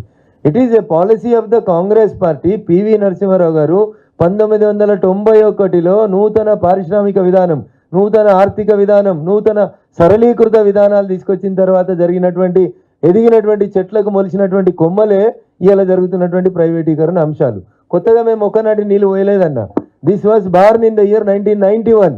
అప్పుడు ఏం చేసిర్రు, ఏం ప్రవేశపెట్టిరు అనేది ఒకసారి ఆ కాంగ్రెస్ పెద్దలకి బట్టి విక్రమార్క గారికి సందర్భం ప్లాట్ఫామ్ దొరికినప్పుడు తప్పకుండా ఎక్స్ప్లెయిన్ చేస్తున్నా. గోవధని చేసే ఆ మాంసాన్ని విదేశాలకు ఎగుమతి చేసే ఆల్కాబీర్ తరహా కంపెనీలు మీ పార్లమెంట్ నియోజకవర్గంలో ఎస్పెషల్ సంగారెడ్డిలో ఎక్కువగా ఉన్నాయని ఒక ఆరోపణ ఉన్నాయి. యాజ్ ఏ ఎంపీగా మీరు ఆ గోవధాన్ని కంట్రోల్ చేయడానికి ఎలాంటి చర్యలు తీసుకోబోతున్నారు? నేను గెలిచి 4 రోజులే అయింది. అయినా మీరు అన్నట్టు ఖచ్చితంగా ఏమైనా అట్లాంటి కంపెనీలు ఉండి భారత రాజ్యాంగానికి, భారత ప్రభుత్వం తీసుకొచ్చినటువంటి చట్టాలకు వ్యతిరేకంగా ఏదైనా కంపెనీ నడుస్తుంటే దయించి నన్ను ఎన్లైటన్ చేయండి. నేను ముందే నాకు మైక్ ఇచ్చినప్పుడు కపర్ ప్రసాద్ గారు నేను చెప్పిన అన్ని నాకు తెలుసు అని నేను అనుకుంటలేను. నాకు తెలియని ఏమని ఉంటే నన్ను సరిదిద్దుండి, నా అడుగులు తడబడితే సరైన రీతిలో నడిపించురు అని చెప్పిన. మీ దృష్టిలో ఏమైనా అట్లాంటి కంపెనీలు ఉంటే ఖచ్చితంగా వాటికి సంబంధించిన డీటెయిల్స్ ఏంటన్నా బాధ్యత గల పౌరునిగా ఖచ్చితంగా వాటి విషయంలో రియాక్ట్ అవుతాను. ప్రజల పక్షాన్నే ఉంటుంది తప్ప ఇంకొకటి నా రక్తంలో ఉండదండి. Sir, Nitin from ANI. Sir, like Congress party youngsters ni like they are provoking అంటే నీట్ ఎగ్జామ్ దాని మీద. సో దాని మీద మీరు లైక్ స్టూడెంట్స్కి ఏం చెప్పాలనుకుంటున్నారు? సో విద్యార్థి లోకానికి నేను సవినయంగా చేసేటువంటి అప్పీల్ ఒకటే, దయించి మీ అమూల్యమైనటువంటి సమయాన్ని వేస్ట్ చేసుకోవద్దు. Wait for the end result. నేను ఇందాకనే మిత్రుడు భార్గవ్ అడిగినప్పుడు అనుకుంటే చెప్పినాను, NEET is and pending issue now before the honourable Supreme Court. చట్టం తెలిసినటువంటి ఒక వకీల్గా ఇంతకంటే ఎక్కువ ఏం మాట్లాడినా తప్పే జరుగుతుంది. So far notification has been not issued, admission process has not begun. ఏదో జరిగింది అని నిజం నిద్ర లేచేసరికి అబద్ధం ప్రపంచాన్ని జుట్టు వస్తుందని చెప్పినట్టు ఇంకా కాంగ్రెస్ వాళ్ళు కాశ్మీర్ నుంచి కన్యాకుమారి దాకా మైక్ పట్టుకొని లీక్ అయింది అంటే లీకులు చేసేది కాంగ్రెస్, అట్లాంటి తప్పు పనులు చేసేది కాంగ్రెస్. ఓల్డ్ సిటీకి పోతే ఒక మాట చెప్తారు, ఏక్ బాయికు దూసరా బాయి బైచాంతా అని. దొంగనే దొంగ అని అరిచినట్టు కాంగ్రెస్ హయాంలో జరిగినట్టు మా దగ్గర జరిగినాయని వాళ్ళు అరుస్తూ ఉన్నారన్న. దాని మీద నిజాలు సుప్రీంకోర్టు నిర్ధారించిన తర్వాత we will respond and will react. Thank you. BJP రాష్ట్ర అధ్యక్షుడి గురించి అంటే మీరు ఏదో అడుగుతున్నారు అంటున్నారు, పట్టుబడుతురా? అధిష్టానం మీకు ఏమైనా గ్రీన్ సిగ్నల్ ఇచ్చిందా, లేకపోతే ఈటల రాజేందర్ గారికి అంటున్నారు, వారికి ఏమైనా మద్దతు ఇస్తారా, ఎట్లా? క్రమశిక్షణ కలిగినటువంటి భారతీయ జనతా పార్టీ కార్యకర్తగా అధిష్టానం చెప్పినటువంటి పనిని తూచా తప్పకుండా చేయడం తప్ప ఇంకొకటి తెలియదన్న. పార్టీ పెద్దలు తీసుకునేటువంటి నిర్ణయానికి కట్టుబడి ఉంటాం. రేపు కృష్ణమూర్తి గారే తెలంగాణ బీజేపీ అధ్యక్షుడు అని చెప్తే కూడా కృష్ణమూర్తి గారి నాయకత్వంలో పనిచేయడానికి నాకు ఎట్లాంటి శేషవిషయాలు లేవన్నా. అదన్నట్టే రాజాసింగ్ ఏదో అభిప్రాయాలు తీసుకోవాలి, అందరు ఎంపీలే ఎమ్మెల్సీలే ఏంటి అన్న. సో భారత ప్రజాస్వామ్యం ఆర్టికల్ 19 అందరికీ మాట్లాడేటువంటి హక్కును ఇచ్చిందన్న. రాజాసింగ్ గారు కూడా గౌరవ శాసనసభ్యులు, 3వ సారి గెలిచిండ్రు. ఈ కెన్ ఎక్స్ప్రెస్ హిస్ వ్యూస్. వారికి మాట్లాడేటువంటి స్వేచ్ఛ, స్వతంత్రం అన్నీ ఉంది. వారి అభిప్రాయం మా హైకమాండ్ వింటుందన్న తప్పకుండా గౌరవిస్తుంది. పార్టీ అధికారం అందరి అభిప్రాయాలు విన్న తర్వాత పార్టీ హైకమాండ్ తీసుకునే నిర్ణయాన్ని అందరం కూడా శిరసావహిస్తామని అనుకుంటా ఉన్నాం. రఘునందన్ గారు నమస్తే అండి, నా పేరు నవత. రానున్న రోజుల్లో తెలంగాణలో స్థానిక సంస్థలు, మున్సిపల్ కార్పొరేషన్ ఎలక్షన్స్ జరగబోతున్నాయి. ఎలక్షన్స్ వాటి ఫలితాలు మోదీ ఎన్నికలుగానే మాత్రమే జరిగాయి. సంస్థాగతంగా సైద్ధాంతికంగా ఎదిగిన బీజేపీ తెలంగాణ గ్రామ లెవెల్లోకి వెళ్లడంలో నాయకులు సరిగా పనిచేయట్లేదనే ఒక వాదన చాలా గట్టిగా వినిపిస్తుంది. అబద్ధాన్ని నిజం అని కాంగ్రెస్ పార్టీ ఎంత గట్టిగా ప్రజల్లోకి తీసుకెళ్తోందో, నిజాన్ని నిజం అని చెప్పడంలో తెలంగాణ నాయకులు అంత గట్టిగా పనిచేయట్లేదనే ఒక వాదన కూడా మీడియాలో బాగా చర్చ నడుస్తుంది, ప్రజల కూడా చర్చ నడుస్తుంది. దీనికి ఏం చెప్తారు? ఎందుకంటే అమిత్ షా గారికి సంబంధించిన ఫేక్ వీడియో ఇక్కడ తెలంగాణ కాంగ్రెస్ సోషల్ మీడియా నుంచే వెళ్ళిందని ఢిల్లీ పోలీసులు వచ్చారు. ఆ తర్వాత అది ఏమైందో తెలియదు, కానీ అబద్ధపు ఫేక్ వీడియో ద్వారా కాంగ్రెస్ ప్రభావం చూపగలిగింది, కానీ అది అబద్ధం అని చెప్పడంలో బీజేపీ అంత సఫలీకృతం కాలేదు అనే వాదన కూడా ఉంది. దీనికి ఏం చెప్తారు? సో కంట్రిబ్యూటర్గా జీవితాన్ని ప్రారంభించిన నేను మీడియా మీద ఆరోపణలు చేయడం నాకు ఇష్టం లేదు, కానీ జర్నలిస్టులం అని చెప్పుకోవడం ఇష్టం లేక ఎర్ర జెండాని పక్కకు పెట్టి విశ్లేషకుల ముసుగులో వచ్చి మమ్మల్ని విమర్శించాలనుకునేటువంటి పెద్దలకి నేను చాలా సందర్భాల్లో టీవీ ఛానల్ వేదికలుగానే ముఖాముఖిలోనే చెప్పినాను, ఇప్పుడు కూడా చెప్తానే ఉన్నాను. భారతీయ జనతా పార్టీ సిద్ధాంత పునాదుల మీద కార్యకర్తల బలంతో ఎదిగినటువంటి పార్టీ. 100% మా నాయకుడు నరేంద్ర మోడీ గారు ఈ దేశ ప్రధానిగా ఉండాలని ప్రజలందరూ ముక్త కంఠంతో కోరుకున్నారు. కాబట్టి దానివల్ల కొంత పార్లమెంట్కి జరిగిన ఎన్నికల్లో మాకు ప్లస్ జరిగిందనేది వాస్తవం. దాన్ని ఎవరు కూడా డిస్ప్యూట్ చేయాల్సినటువంటి అవసరం లేదు, అంశం కూడా కాదు. రెండోది, మీరు అన్నట్టు స్థానిక సంస్థలలో మీకు నిజంగా బలం ఉందా అని అడుగుతా ఉన్నారు. మాకు బలం చాలా ఉంది. ఎందుకంటే మేము ఎప్పుడో అన్ని జిల్లా కేంద్రాలని, తెలంగాణలో ఉన్న 10 జిల్లా కేంద్రాలని మేము ఎప్పుడో గెలిచినాం. 1-2 జిల్లా కేంద్రాలు మినహా. మహబూబ్ నగర్ బీజేపీ గెలిచింది, సంగారెడ్డి బీజేపీ గెలిచింది, నిజామాబాద్ బీజేపీ గెలిచింది. ఎప్పుడు గెలిచారు ఎమ్మెల్యేలు? మాకు సంస్థాగత బలం లేకపోతే ఎప్పుడు గెలుస్తాం మేమంతా? చాలా రోజుల క్రితం 1996లో అనుకుంటా, subject to correction, Panyala Prabhakar గారు సంగారెడ్డి మున్సిపల్ చైర్మన్ గెలిచారు. తర్వాత ఇలా టీపీసీసీ వర్కింగ్ ప్రెసిడెంట్గా చెలామణి అవుతున్న జగ్గారెడ్డి గారు సంగారెడ్డికి మున్సిపల్ చైర్మన్గా 2000 సంవత్సరం కంటే ముందే గెలిచిండు. తర్వాత కారం పద్మ గారని 3వ కంటిన్యూస్గా మున్సిపల్ చైర్మన్గా గెలిచింది. చాలా చోట్ల భారతీయ జనతా పార్టీకి బలం ఉంది, స్థానికంగా గెలుస్తాం. పార్టీతో పాటు మీరు అన్నట్టు స్థానిక సంస్థలలో సర్పంచ్ ఎన్నికలలో పార్టీ గుర్తు ఉండదు. కాబట్టి బీజేపీ నుంచి కూడా కొన్ని సందర్భాల్లో 2-3 మా సిద్ధాంతాన్ని నమ్మినటువంటి కార్యకర్తలు కూడా పోటీ చేస్తారు. పార్టీ గుర్తు లేదు కదన్న, నేను గెలిచి చూస్తే కూడా పార్టీకి చేస్తానంటారు. కొన్ని సందర్భాల్లో అన్అవాయిడబుల్ సర్కమ్స్టాన్సెస్లో అటు జరుగుతుంది. రెండోది, లోకల్ బాడీ ఎలక్షన్స్కి వచ్చేసరికి మీరు గమనించాల్సింది ఏంటంటే, స్థానిక సంస్థలకి నిధులు రాష్ట్ర ప్రభుత్వం నుంచి నేరుగా వస్తాయనేటువంటి ఒక అపప్రదతోటి రాష్ట్రంలో ఏ పార్టీ అధికారంలో ఉంటే ఆ పార్టీ వాళ్ళనే ఎంపీటీసీలను కౌన్సిలర్ను గెలిపిస్తే మా ఊరికో మా మోరికో 4 పైసలు వస్తాయని ప్రజల పర్సెప్షన్ కూడా అట్లా ఉంటుంది. దాని అర్థం బీజేపీ లేదని కాదు, బీజేపీ ఉన్నది, గ్రామాల్లో ఉంది, ఊర్లలో ఉంది. గ్రామాల్లో బీజేపీ లేకపోతే 100% గ్రామాలు ఉన్నటువంటి దుబ్బాకలో ఉప ఎన్నికలో ముఖ్యమంత్రి చదువుకున్న ఊర్లో దుబ్బాకలో బీజేపీ ఎట్లా గెలిచింది? కానీ బరాబర్ అన్ని ఊర్లలో ఉన్నాం. సమయం, సందర్భం, candidature, so many issues counts. ఒక ఎన్నికకి ఇంకొక ఎన్నికకి పొత్తుండదు, పొంతనుండదు, అసలు సారూప్యత ఉండదు. ఆ రోజు నిలిచినటువంటి 4 చూసి ఎవరు బాగుంటారు సర్పంచ్ కానీ కొన్ని సందర్భాల్లో ప్రజలు నిర్ణయం తీసుకుని ఉంటారు. వీరు 3 సార్లు ఓడిపోయి ఉంటారు, వీరి దగ్గర పైసలు ఎక్కువ ఉండి ఉంటాయి, వీరి కులబలం ఉండి ఉంటుంది. అంటే రకరకాల ఈక్వేషన్స్ కౌంట్ అవుతాయి. దానికి పార్టీ గుర్తు కంటే ఎక్కువ స్థానికంగా ఉండేటువంటి కార్యకర్తలు ఆ ఊర్లో వారు ఇచ్చినటువంటి సేవలు, వారి బిహేవియర్ ఎట్లుంది అనే దాన్ని బట్టి రిజల్ట్ వస్తుంది. But we're strong enough in all booths. ఇదేదో మీరు పైన గెలిచి వచ్చినారు, కింద ఏం లేదు కాదు. మేము కింది నుంచే వచ్చినాం, పునాదుల నుంచే వచ్చినాం. ఇంకొంచెం సంఘటితం చేసుకుంటాం. ఎక్కడైనా 1-6 చోట్ల ఇబ్బందులు ఉంటే గెలిచిన ఎంపీలు అందరం కూడా స్థానిక సంస్థలలో మా నాయకుల్ని తయారు చేసుకోవడానికి మాత్రమే పనిచేస్తాం తప్ప ఇంకొకటి కాదు. రఘునందనరావు గారు, ముందుగా మెదక్ జిల్లా ఎంపీ గెలిచినందుకు శుభాకాంక్షలు అండి. అయితే ముఖ్యమైన విషయం ఏంటంటే, మనకు మెదక్ కాన్స్టిట్యున్సీలో స్పెషల్గా చాలా ఇండస్ట్రీస్ ఉన్నాయి. ఆ ఇండస్ట్రీలో కొద్దిగా లోకల్ వాళ్ళకి ఎంప్లాయ్మెంట్ ఇవ్వలేకపోతున్నాయి, ఇస్తలేరు. దాని మీద మీరు చర్య తీసుకోవాలి ఒకటి ఫస్ట్.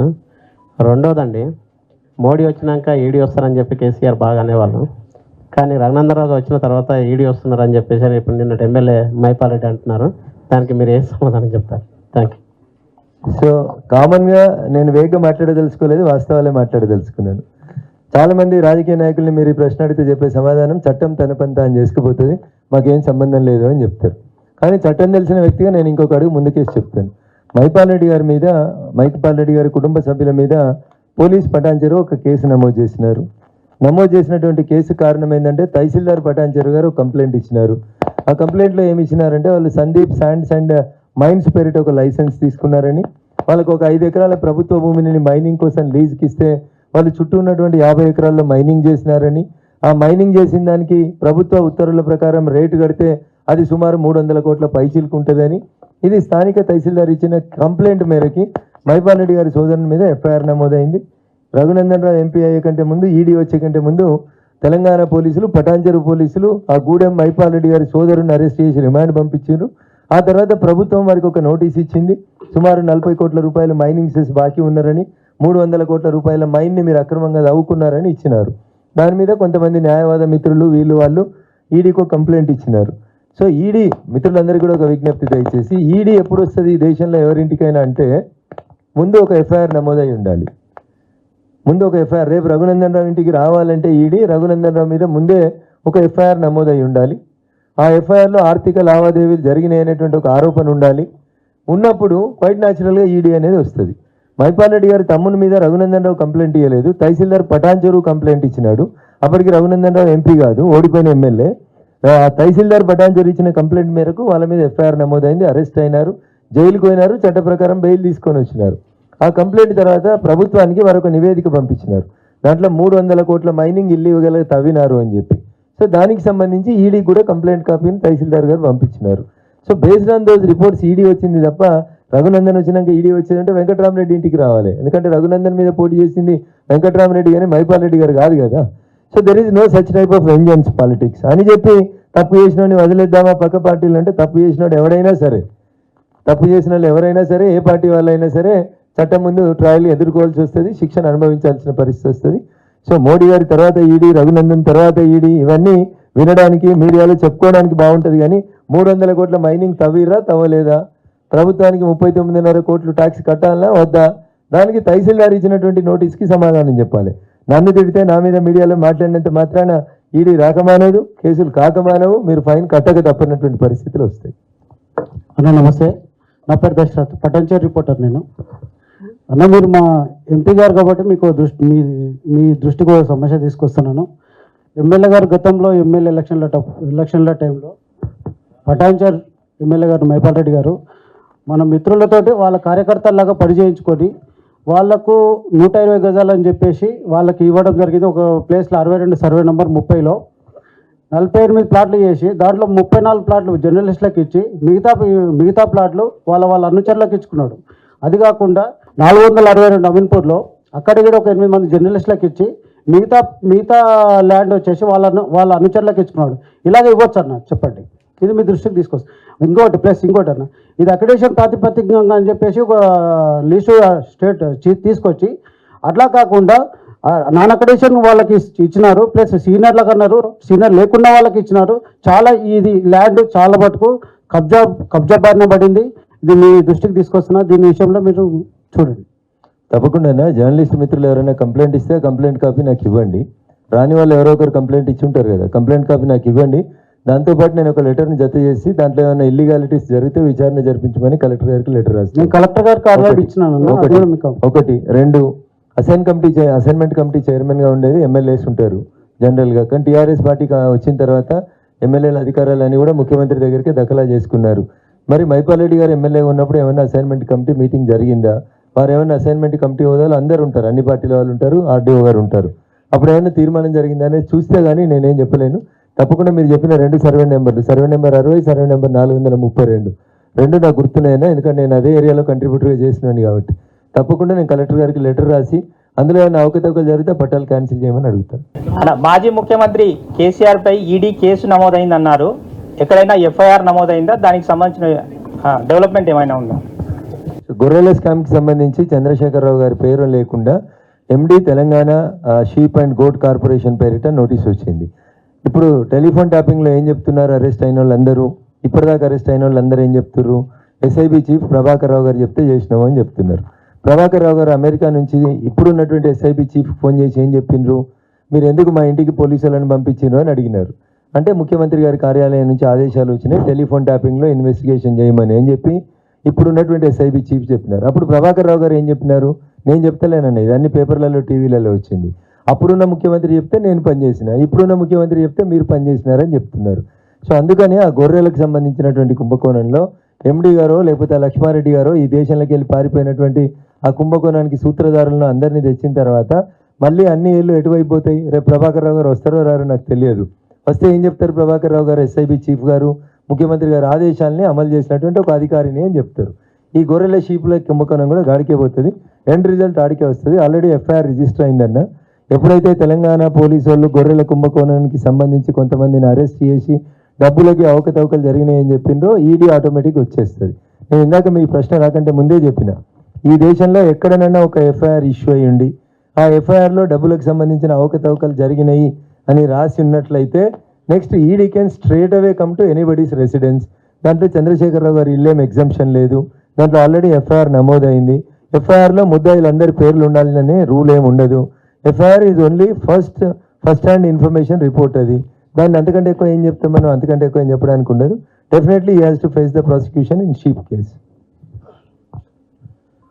శ్రీవాణి గిరిజాచ్చిరాజ దదతో వక్తో ముక్తో ముఖాంగేషు ఏ లోకానాం స్థితిమావహంచ విహతాం స్త్రీ పుంసయోగోద్భవాం తే వేదత్రయమూర్తయస్త్రిపురుషా సంపూజితావసురైర్భూయాసు పురుషోత్తమాంబుజభవ శ్రీకందరాశ్రయసే. మెదకు పార్లమెంటు సభ్యులుగా ఎన్నికై ఈ ఆత్మీయ సత్కారాన్ని అందుకుంటున్నటువంటి మాకు అత్యంత ఆత్మీయులైనటువంటి శ్రీ రఘునందన్ రావు గారు వేదిక పైన ఉన్నారు. ఈ సభకు అధ్యక్షత వహిస్తున్నటువంటి మాన్య మిత్రులు శ్రీ కప్పర ప్రసాద్ గారు సభా వేదిక పైన ఉన్నటువంటి శ్లోకానికి అర్థమైందో చెప్పు, సగం సస్పెన్స్ పెట్టి చెప్పకండి బాబు. భారతంలో నన్నయ్య రాసినటువంటి మొట్టమొదటి పద్యం అది భారతాన్ని నేను రాయడానికి శ్రీవాణి గిరిజాచ్చిరాయ దదతో వక్షో ముఖాంగేషు, ఆ విష్ణువును పరమేశ్వరుణ్ణి బ్రహ్మను ప్రార్థిస్తూ ఈ భారతం యొక్క అనువాదాన్ని మొదలు పెడుతున్నాను. నన్నయ్య రాసినటువంటి మహాభారతంలోని మొట్టమొదటి పద్యం అది. వేదిక పైన ఉన్నటువంటి పెద్దలు శ్రీ రాకా సుధాకర్ గారు, సాయికృష్ణ గారు, స్వామి గారు, మురళి గారు, సతీష్ గారు, నా ముందు కూర్చున్నటువంటి ప్రముఖ రాజకీయ నాయకులు, పాత్రికేయ మిత్రులు, అందరిలో ఉన్నటువంటి పరమేశ్వరునికి నమస్కరిస్తూ, తెలంగాణ రాజకీయాలు ఎట్లా ఉన్నాయో మనందరికి తెలియనటువంటివి కావు. ఓ తండ్రి చచ్చిపోతూ కొడుకు చెప్పాడంట, మరి నాకు ఈ ఊర్లో మొత్తం చెడ్డ పేరు ఉంది, ఎట్లా చేసి నేను చచ్చిపోయిన తర్వాత మంచి పేరు తీసుకురా అని చెప్పిండంట. వాడు 10 రోజులు ఈ కర్మ అయిందాక, ద్వాదశ కర్మ అయిందాక ఆలోచిస్తున్నాడంటే ఎట్లా మంచి పేరు తీసుకురావాలా మన ఆయనకు అని. ఓ 5-6 రోజులు వానికి అర్థం కాలేదంట. 5-6 రోజుల తర్వాత అసలు మన ఆయనకు చెడ్డ పేరు ఎట్లా వచ్చిందో ఆలోచిద్దామని అనుకున్నాడంట. వాడు ఆలోచిస్తే వానికి తెలిసింది ఏంటంటే ఆ ఊర్లో ఒకటే మంచినీళ్ళ బావి ఉంది.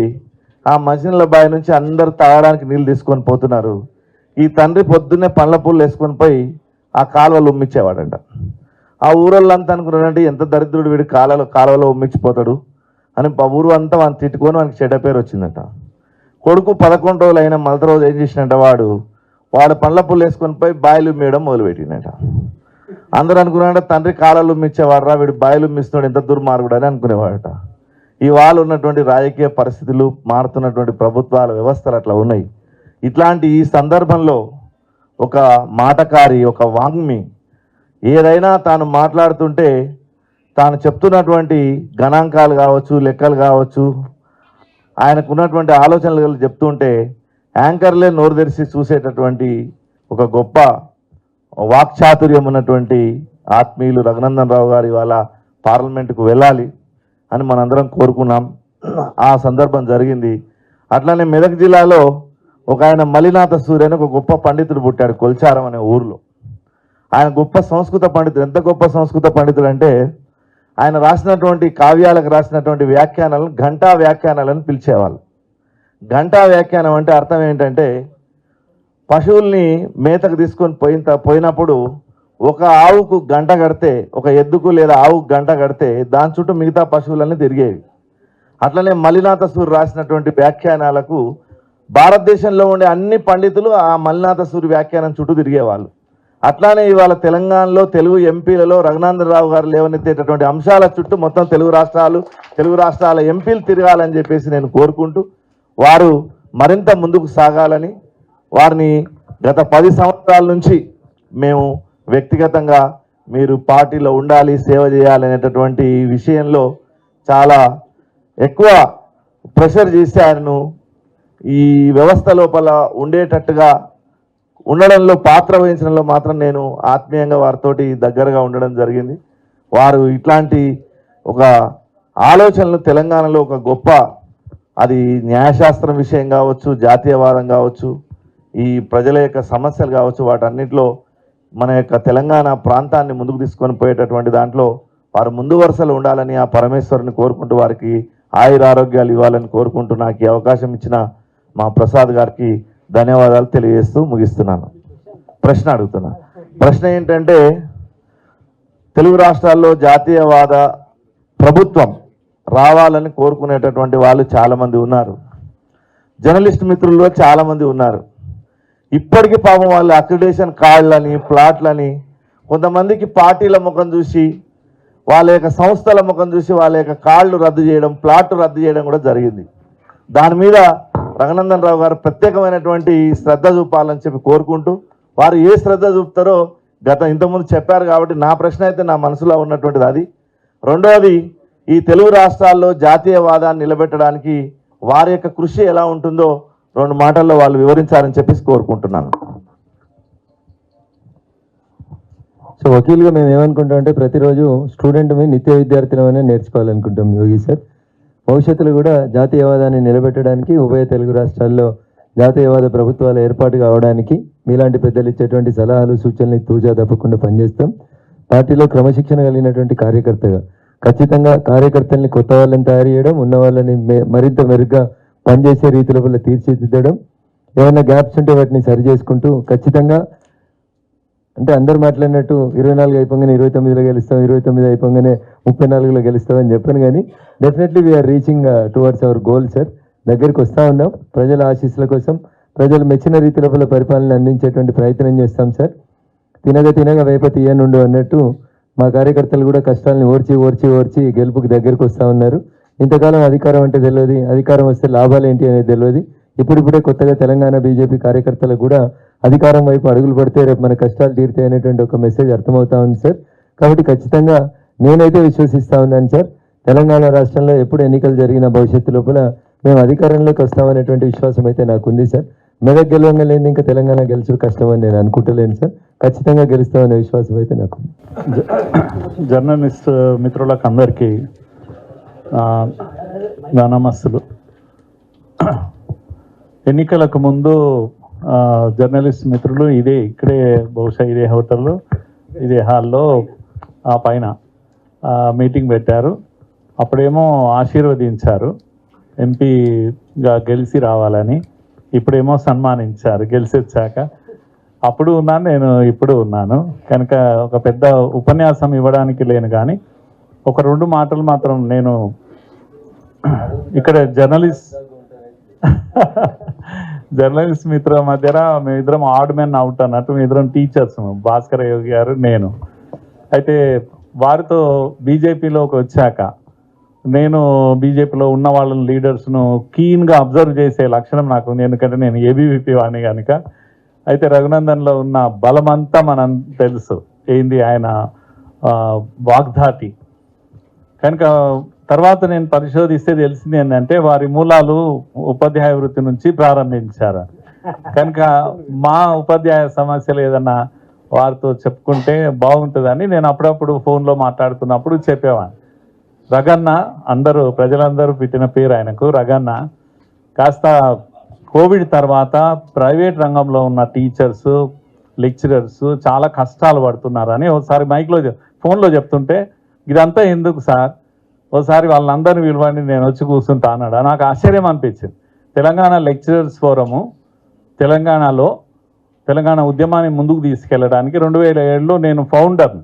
ఆ ఉద్యమంలో భాగంగా లెక్చరర్స్ను టీచర్స్ను ఉద్యమంలో తీసుకొచ్చాము. అప్పుడు నేను ఏబీవీపీని కూడా గైడ్ చేసేవాడిని. అయితే తెలంగాణ లెక్చరర్లు ప్రైవేట్ రంగంలో పనిచేసే వాళ్ళ సమస్యలు అన్నీ కావు, వాళ్ళ గోడు చెప్పనికి రాదు. ఇప్పుడు నేను ఇక్కడ చెప్పను, కానీ నాకు ఆశ్చర్యంగా ఆయనే వస్తాన్నాడు. అప్పటికి ఎమ్మెల్యే కాదు, ఎమ్మెల్యే కన్నా కొద్ది ముందే వీళ్ళ సమావేశం ఏర్పాటు చేస్తే ఒక సమయం చెప్తే వీళ్ళు ఎవరు రాలేదు, కానీ ఆయన వచ్చి కూర్చున్నాడు అక్కడ పొద్దున్నే. నేను ఆశ్చర్యపోయినా. నేను వచ్చాను, ఇంకొక 5-6 మంది లెక్చరర్స్, తర్వాత అందరూ వచ్చారు. అందరూ వాళ్ళ సమస్యలు చెప్తున్నారు. ఒక ఏడ్చేది ఒకటే తక్కువ ఉంది వాళ్ళు చెప్తుంటే. అంటే దిక్కు మొక్కు లేదు. కోవిడ్ టైంలో అందరినీ తీసేశారు యాజమాన్యం. మీకు అందరికీ తెలుసు, నారాయణ చైతన్యలో ఉండే టీచర్స్ హ్యాపీగా ఉంటారని. ఎవ్వరు హ్యాపీగా ఉండరు. వాళ్ళ జీతాలు చాలా తక్కువ ఉంటాయి, 8,000 కూడా ఉంటాయి. కోవిడ్ టైంలో ఒక టీచరు 500 మందికి పాఠం చెప్తున్నాడు ఆన్లైన్లో, కనుక మిగతా వాళ్ళందరినీ పీకేసురే, కనుక ఒకటి చాలు మాకు అని. ఇలాంటి ఓ పరిస్థితిలో రఘునందన్జీకి వాళ్ళందరి సమస్యలు చెప్తే డైరీ తెచ్చుకొని శుభ్రంగా 2 గంటలు కూర్చొని రాసుకున్నాడు. టీచర్లు పిల్లలకు పాఠం చెప్తే ఎట్లనో అట్లా రాసుకున్నాడు రఘునందన్. అలా చూశాను నేను, ఆయన ఇప్పటికీ గుర్తుంది అది ఆ పిక్చర్. తర్వాత సరే లక్కీగా అసెంబ్లీకి వెళ్ళారు. అసెంబ్లీలో నాకు తెలియకుండా మా లెక్చరర్స్ అందరూ వెళ్ళి దుబాకలో పనిచేశారు. ఆయనతో ఉన్న అభిమానంతో. తర్వాత నాకు చెప్పారు. సో ఇలాంటి ఒక సందర్భాన్ని ఊరికే మీకు గుర్తు చేస్తున్నాను. ముఖ్యంగా తెలంగాణలో మన ఆకాంక్షలు ఏవైతే అనుకున్నామో 10 ఏళ్ల తర్వాత అవి నెరవేరలేదు. ముఖ్యంగా మనకు తెలుసు విద్యారంగము విధ్వంసమైంది తెలంగాణలో. అలాంటి పరిస్థితుల్లో నేను మీ అందరి ముందర రగన్నకు ఒక విజ్ఞప్తి చేస్తున్నా. ఏంటంటే మీ వాయిస్ చాలా మంచిది, చాలా బలమైనది కనుక రేపు పార్లమెంటులో మనకు 91 తర్వాత దేశంలో విద్యారంగం ప్రైవేటీకరణ జరిగింది. అన్నిటితో పాటు ప్రైవేటీకరణ వల్ల లాభాలు నష్టాలు రెండూ ఉన్నాయి. కానీ విద్య 70% ప్రైవేట్లో ఉంది, ఇప్పుడు 30% ప్రభుత్వం చేతిలో ఉంది. ప్రైవేట్లో ఉన్న విద్య డబ్బున్నోడికే అది అందుతుంది. ముఖ్యంగా నాణ్యమైన విద్య డబ్బున్నోడికే అందుతుంది. కనుక ఇంటర్నేషనల్ స్కూల్స్ మన హైదరాబాద్లో ఉన్నాయి. అవన్నీ చెప్పే అవసరం లేదు. ఎన్ని ఉన్నాయి, ఎంత ఫీజులు వసూలు చేస్తున్నాయని. పేదోడు అక్కడికి పోతాడా? పోడు. కానీ కేంద్రీయ విద్యాలయాలు పేదోడికి కూడా అందుబాటులో ఉన్నాయి. అవి ప్రభుత్వ విద్యా సంస్థలు, దానికి రికమెండేషన్స్ ఉంటాయి. కేంద్రీయ విద్యాలయాలు ప్రభుత్వం నడుపుతుంటే అంత బలంగా ఎందుకు నడుస్తున్నాయి? ఎందుకు రాష్ట్ర స్థాయిలో అలాంటి విద్యాలయాలు ఎందుకు ఉండకూడదు? పేదోడికి అటువంటి విద్య ఎందుకు లభించకూడదు? ఉన్నంతలో గురుకుల స్కూల్స్ కొన్ని ఉన్నాయి. మొత్తం గవర్నమెంట్ స్కూల్స్ అన్నీ కూడా గురుకులలా లేకపోతే కేంద్రీయ విద్యాలయాల్లాగా ఎందుకు మారకూడదు అని. కనుక రఘునందన్ గారికి నా విజ్ఞప్తి ఏంటంటే పేదోడి విద్య, నాణ్యమైన విద్య ఈ దేశంలో రావాలి. NEP 2020 34 ఏళ్ల తర్వాత విద్యారంగం పాలసీ మారింది. కస్తూరి రంగం లాంటి మేధావులు ఇది ఇచ్చారు. దయచేసి మీరు దీని మీద స్టడీ చేయండి. క్వాలిటీ లేని విద్యతో ఈ దేశం నష్టపోయింది. ఇప్పటికే 10th వరకు పాస్ అవుతున్నాడు. మీరందరూ దయచేసి ఆలోచించండి. పిల్లలు 10th పాస్ అవుతున్నారు, ఇంటర్ పాస్ అవుతున్నారు. అక్షరం ఒక తప్పు లేకుండా ఒక పేజీ రాయలేని పరిస్థితి ఉందా లేదా అని నేను అడుగుతున్నాను. ఇంగ్లీష్లో వదిలిపెట్టండి, తెలుగులో రాయలేకపోతున్నారు. మీరు జర్నలిస్టులు కదా, మీరే రాస్తారు కదా. కనుక రైటర్స్ కరువు అయిపోయారు కదా. ఎందుకు మరి 10th ఎట్లా పాస్ అయ్యిండు? అందుకే ఫౌండేషనల్ లిటరేసీ అండ్ న్యూమరేసీ అనే ఒక ప్రోగ్రామ్ ఉంది. 3వ తరగతిలో ఏ క్వాలిటీ ఉండాలో అది ఉంటేనే 4కు వస్తాడు, 4లో క్వాలిటీ ఉంటేనే 5కు వస్తాడు. ఇది NEPలో ఈ పాలసీ ఉంది. ఇది ఇలాంటివి నేను 100 చెప్తాను. నేను ఇలాంటి పాలసీ వస్తే ఈ దేశం బాగుపడుతుంది. కానీ మోడీ ఇచ్చాడు కనుక ఈ పాలసీని మేము పెట్టము అని కేసీఆర్ దీక్ష పూనిండు. మోడీ ఇచ్చాడు కనుక ఈ పాలసీ తెలంగాణకు రాదు, కాంగ్రెస్ చెప్తుంది రేపు. ఎందుకంటే కర్ణాటకలో రద్దు చేసింది. మీరు ఇప్పుడు ప్రిపేర్ కాండి. చెప్పమంటే కూర్చొని మేము చెప్తాము. ఈ పాలసీ ఎందుకు కావాలి? ఈ దేశం కోసం, ఇక్కడ ఉన్న నిరుపేద విద్యార్థులకు నాణ్యమైన విద్య అందడం కోసం, నీ కోసం నా కోసం కాదు, రాజకీయం కోసం కాదు ఇది. కనుక మీరు ఇప్పుడు చదువుకోండి, మీరు ఇప్పుడు ప్రిపేర్ కాండి. పార్లమెంట్లో మాట్లాడతారా, బయట మాట్లాడతారా? తెలంగాణలో ఎవడైనా వనకాలి, భయపడాలి NEP వద్దు అని చెప్పడానికి. మీ గొంతే సరైన గొంతు అని నేను అనుకుంటున్నాను. అవసరమైతే పార్లమెంట్లో మీకు సమయం దొరకదు. నేను ఇప్పటికీ నా డ్రీమ్ ఏంటంటే కొద్దిగా రఘునందన్ లాంటి వాళ్ళ కోసం, ఇలాంటి కొంతమంది మంచి వాళ్ళ కోసం వెనకాల బ్యాక్గ్రౌండ్ వర్క్ చేసే అలవాటు నాకు ఉంది. ఒకవేళ మాటకారి అనే దానికి ఒక పోర్ట్ఫోలియో ఉంటే మీకు ఆ మినిస్ట్రీ మీకు ఇవ్వాలని మేము అడుగుతుంటాం. అది లేదు కనుక మీరు నేషనల్ స్పోక్స్ పర్సన్గా టీవీల్లో ప్రజల్లో ఈ దేశమంతా మీ వాయిస్ వినేటందుకు కృషి చేద్దాం. తప్పకుండా బీజేపీకి మీకు రైట్ ఉంది, నేషనల్ స్పోక్స్ పర్సన్గా మారడానికి మీకు రైట్ ఉంది. ఎందుకంటే మీలో ఆ నాణ్యత ఉంది కనుక. తర్వాత మీ వాయిస్ దేనికి అవసరం అంటే ఇగో ఈ పేదోడి విద్య కోసం అవసరం. తర్వాత ప్రైవేట్ రంగంలో పోయిన టీచర్స్కు దిక్కు లేదండి. నేను యూనియన్ పెట్టి దత్తాత్రేయ గారు కార్మిక శాఖ మంత్రిగా ఉన్నప్పుడు ఆయన దగ్గర కూర్చున్నాను. ఒక 500 మందిని తీసుకెళ్ళి కూర్చున్నా. అయితే కార్మికులకు ఒకటి ఉంటుంది, ఏది కనీస వేతనము, ఇలాంటి చట్టాలు కొన్ని ఉంటాయి. వర్కింగ్ అవర్స్ కూడా కొన్ని చట్టం ఉంది. కానీ ప్రైవేట్లో, కార్పొరేట్లో పనిచేసే టీచర్స్కు ఏ హక్కులు లేవు. వీళ్ళు కార్మికులు కూడా కారు. గమ్మత్ ఏంటంటే కనుక మీరు కూడా అంతే. మినిమం స్కేలు, మినిమం ఇది లేదు. ఇది ఒక దుర్మార్గం జరుగుతూ ఉంది. 91 తర్వాత మొత్తం మెజారిటీ టీచర్స్ ప్రైవేట్లో ఉన్నారు.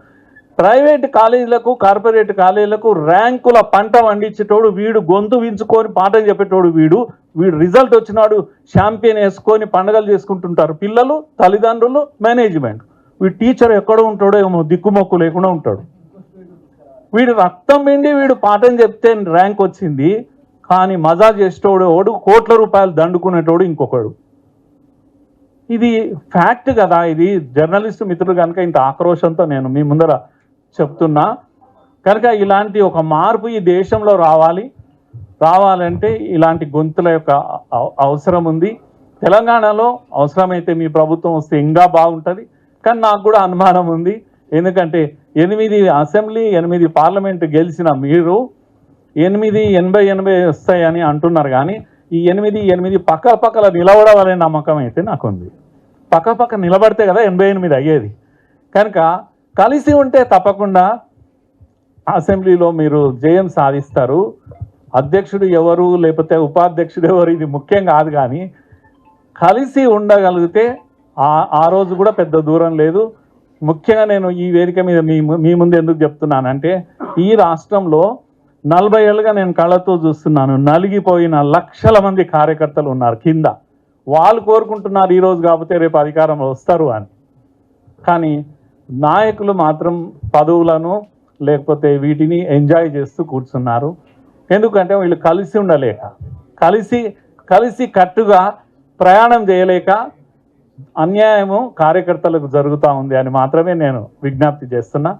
సో రఘునందన్ గారిని మీ అందరి ముందర అభినందిస్తున్నా.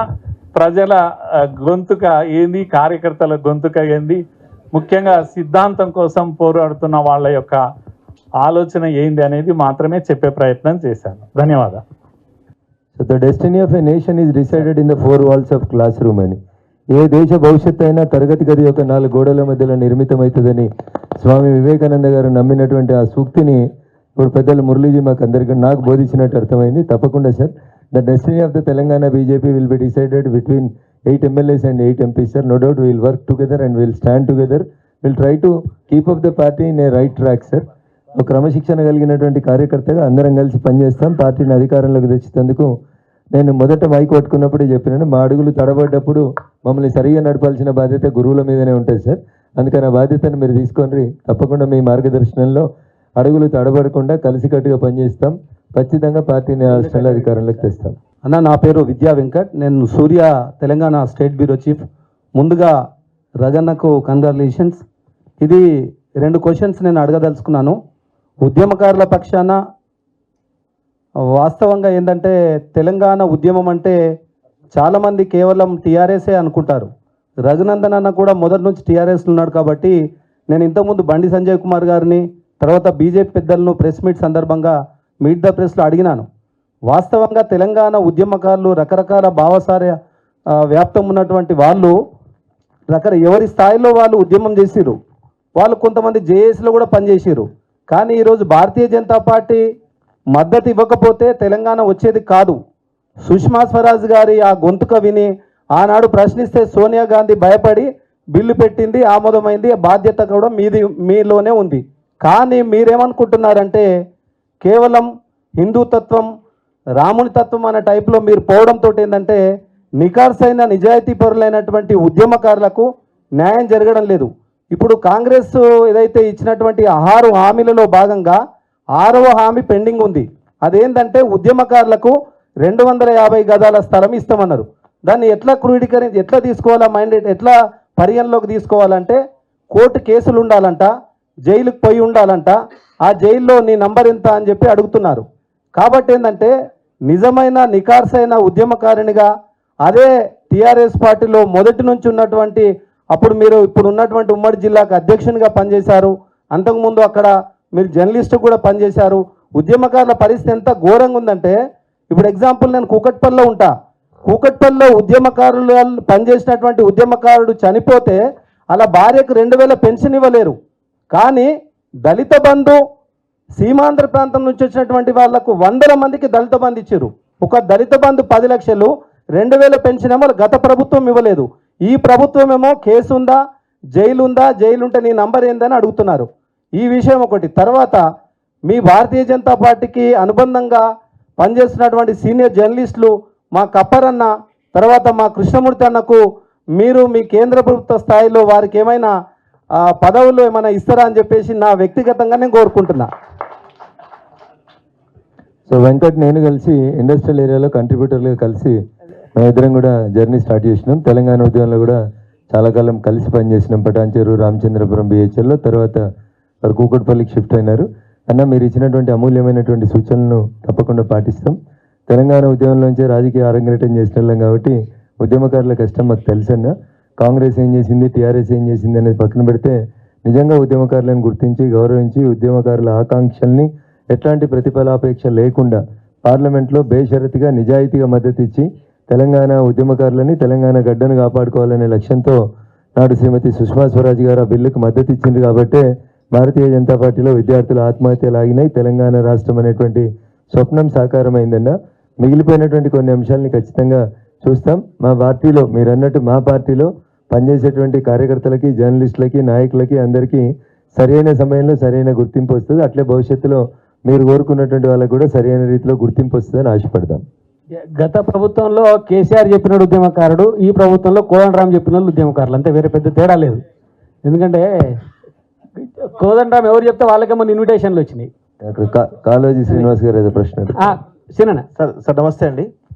సార్ ఇప్పుడు ఎన్నికల్లో ప్రధాని మోడీ గారు 400 సీట్లు అని చెప్పేసి టార్గెట్ పెట్టుకొని దాదాపు 240 సీట్లకు భారతీయ జనతా పార్టీ ప్రభుత్వం ఫామ్ చేయడం జరిగింది ఎన్డీఏ పక్షాలతో కలిపి. అయితే మీరు అంటే ఈ 400 సీట్ల నుంచి టార్గెట్ నుంచి 240 సీట్లు పడిపోవడాన్ని మీరు ఎట్లా చూస్తున్నారు? అంటే బీజేపీ వైఫల్యం అనుకోవచ్చా, లేకపోతే అతి విశ్వాసం అనుకోవచ్చా, లేకపోతే ప్రజలు భారతీయ జనతా పార్టీకి చురుకాలు పెట్టిన అనుకోవచ్చా? ఇది నా మొదటి ప్రశ్న అండి. రెండవ ప్రశ్న, భారతీయ జనతా పార్టీ రాష్ట్ర అధ్యక్షుడిగా చాలా పేర్లు వినబడతా ఉన్నాయి. దానిలో మీ పేరు, ఈటల రాజేందర్ గారి పేరు, డీకేఆర్ గారి పేరు వినబడతా ఉంది. అయితే మా మీడియాకు మాకున్నటువంటి సమాచారం ఏంటంటే భారతీయ జనతా పార్టీ ఉన్నటువంటి కొంతమంది వ్యక్తులు సీనియర్లకే పదవి ఇవ్వాలనేటువంటి ఒక చర్చ చేస్తున్నారు. కొత్త వాళ్ళకి అవకాశాలు ఇవ్వద్దు, వాళ్ళకు ఇప్పుడే అవకాశాలు ఇవ్వాలా, ఇప్పుడు రీసెంట్గా వచ్చారు కదా అని చెప్పేసి ఒక చర్చ జరుగుతుందని తెలుస్తోంది. అంటే కొత్త వాళ్ళను భారతీయ జనతా పార్టీలో చేర్చడానికి అవకాశం లేదా, వాళ్ళకు చేరిన అవకాశాలు ఇవ్వరా అనేటువంటి ఒక చర్చ బలంగా జరుగుతున్నట్టు మా దృష్టికి వస్తుంది. దీనిపై మీ అభిప్రాయం చెప్పగలరు? Thank you very much sir. So ఏ రోజైతే మీరున్న పార్టీకి రిజైన్ చేసి మా పార్టీలోకి వచ్చి కండువా కప్పుకుంటారో ఆ రోజు నుంచే మీరు మా పార్టీ నాయకుడిగా చెలామణి అవుతారు. ఈయన 10 ఏళ్ల క్రితం వచ్చి జాయిన్ అయినాడు, ఈయన 12 ఏళ్ల క్రితం వచ్చి జాయిన్ అయినాడు అనేది ఏముండదన్నా. ఈజ్ బీజేపీ లీడర్ అనే పార్టీ గుర్తిస్తుంది, ఆ దిశగానే అడుగులు పడతాయి. అధ్యక్షుడు కావడానికి కేంద్ర నాయకత్వానికి పూర్తి విశ్వాసం, పూర్తి అవగాహన ఉంది ఈ రాష్ట్రం మీద. కేంద్ర పార్టీ తీసుకునేటువంటి నిర్ణయాన్ని మీరు చెప్పినటువంటి పేర్లలో ఉన్న అందరూ కూడా క్రమశిక్షణ కలిగిన కార్యకర్తలే కాబట్టి ఖచ్చితంగా వింటారు. అట్లా కొత్తగా వచ్చిన వాళ్ళకు పదవులు రావనుకుంటే అస్సాం ముఖ్యమంత్రిగా ఉన్నటువంటి హిమంత బిశ్వ శర్మ గారు అస్సాంకి ముఖ్యమంత్రి కాకపోదురు. అట్లా అనేక మంది కార్యకర్తలకి అనేక చోట్లలో వారికి ఉన్నటువంటి సామర్థ్యాన్ని గుర్తించి వారి అవసరాలకు ఉన్నటువంటి స్థాయిలలో వారిని పార్టీ అకామిడేట్ చేస్తున్నా. కాబట్టి it is an issue to be debated by the central party and it is a decision to be taken by the central party. Central party debate చేసి డిస్కస్ చేసి తీసుకున్న డిసిషన్ని మేమందరం కూడా క్రమశిక్షణ కలిగినటువంటి కార్యకర్తలుగా వింటాం, పాటిస్తాం, వారి మార్గదర్శనంలో పనిచేస్తాం. సార్ ముందుగా నా హృదయపూర్వక కృతజ్ఞతలు సార్, అభినందనలు కూడా. నిజంగా చెప్పాలంటే ఈరోజు నాకు ఒక అన్నయ్యని చూసినంత ఫీలింగ్ కలుగుతుంది. కారణం ఏంటంటే భూంపల్లి విలేజ్లో నేను 3rd, 4th వరకు అక్కడే చదువుకున్నాను సార్. తర్వాత నవజ్యోతి అనే ఆర్గనైజేషన్ రామాయంపేట, ముస్తాబాద్, మెదక్, సంగారెడ్డి ఇవన్నీ స్లమ్స్లో వర్క్ చేయడం జరిగింది. సో ఇందాక సార్ చెప్పినట్టు విద్య గురించి చెప్పినప్పుడు చాలా వరకు అది వాస్తవం సార్. అంటే ప్రభుత్వం ఏవైతే విద్యా పథకాలు పెడుతున్నదో గ్రామీణులకు మాత్రం అవి అందడం లేదు. దానికి కారణం ఏంటంటే వాళ్ళకి సరైన అవగాహన లేకపోవడం. ఎవరైతే ఇక్కడ హెచ్ఎంలు వాళ్ళని అపాయింట్ చేస్తున్నారో సరైన టైంకి అడగండి సార్. ఇదే సార్, అంటే ప్రభుత్వ పాఠశాలని కొంచెం మనం డెవలప్ చేయాలి గ్రామ స్థాయిలో వాటిని. అలాగే జర్నలిస్టులు 16 సంవత్సరాలుగా జర్నలిస్ట్గా నేను పనిచేస్తూ ఉన్నాను. సో నికాల్సిన జర్నలిస్టులో మేము అందరము కూడా పనిచేస్తూ ఉన్నాం. కాకపోతే మాకు ఇందాక చెప్పినట్టు అక్రిడేషన్లో కావచ్చు, లేకపోతే ఇట్లాంటి వాటిలో చాలా అవకతవకలు ఉన్నాయి. వీటన్నింటినీ గురించి మరి మాకు న్యాయం చేయాలని సభాముఖంగా నేను మరి తగినందుగా నేను వేడుకుంటున్నాను సార్. మీరే 4th ఎస్టేట్, మీరే అందరికీ న్యాయం జరగాలి. 3 వ్యవస్థలు వైఫల్యం చెందినప్పుడు, 3 వ్యవస్థలలో అన్యాయాలు జరుగుతున్నప్పుడు వాటిని సరిదిద్ది ప్రపంచానికి చూపెట్టే 4వ వ్యవస్థనే జర్నలిస్ట్ మిత్రులు. మీరు కూడా సమస్యల్లో ఉంటే తప్పకుండా మీ పక్షాన్ని నిలబడతాను, మీ సమస్యల్ని ప్రభుత్వం దృష్టికి తీసుకెళ్తాం, మీకు న్యాయం జరిగేటువంటి రీతి లోపల పనిచేస్తానని చెప్పి తెలియజేస్తా ఉన్నాను. తల్లి నేను కూడా మీ ఊరు పక్కూరులోనే గవర్నమెంట్ స్కూల్లో చదువుకొని వచ్చినాను కాబట్టి ప్రభుత్వ స్కూల్లో సమస్యలు అన్నీ తెలుసు.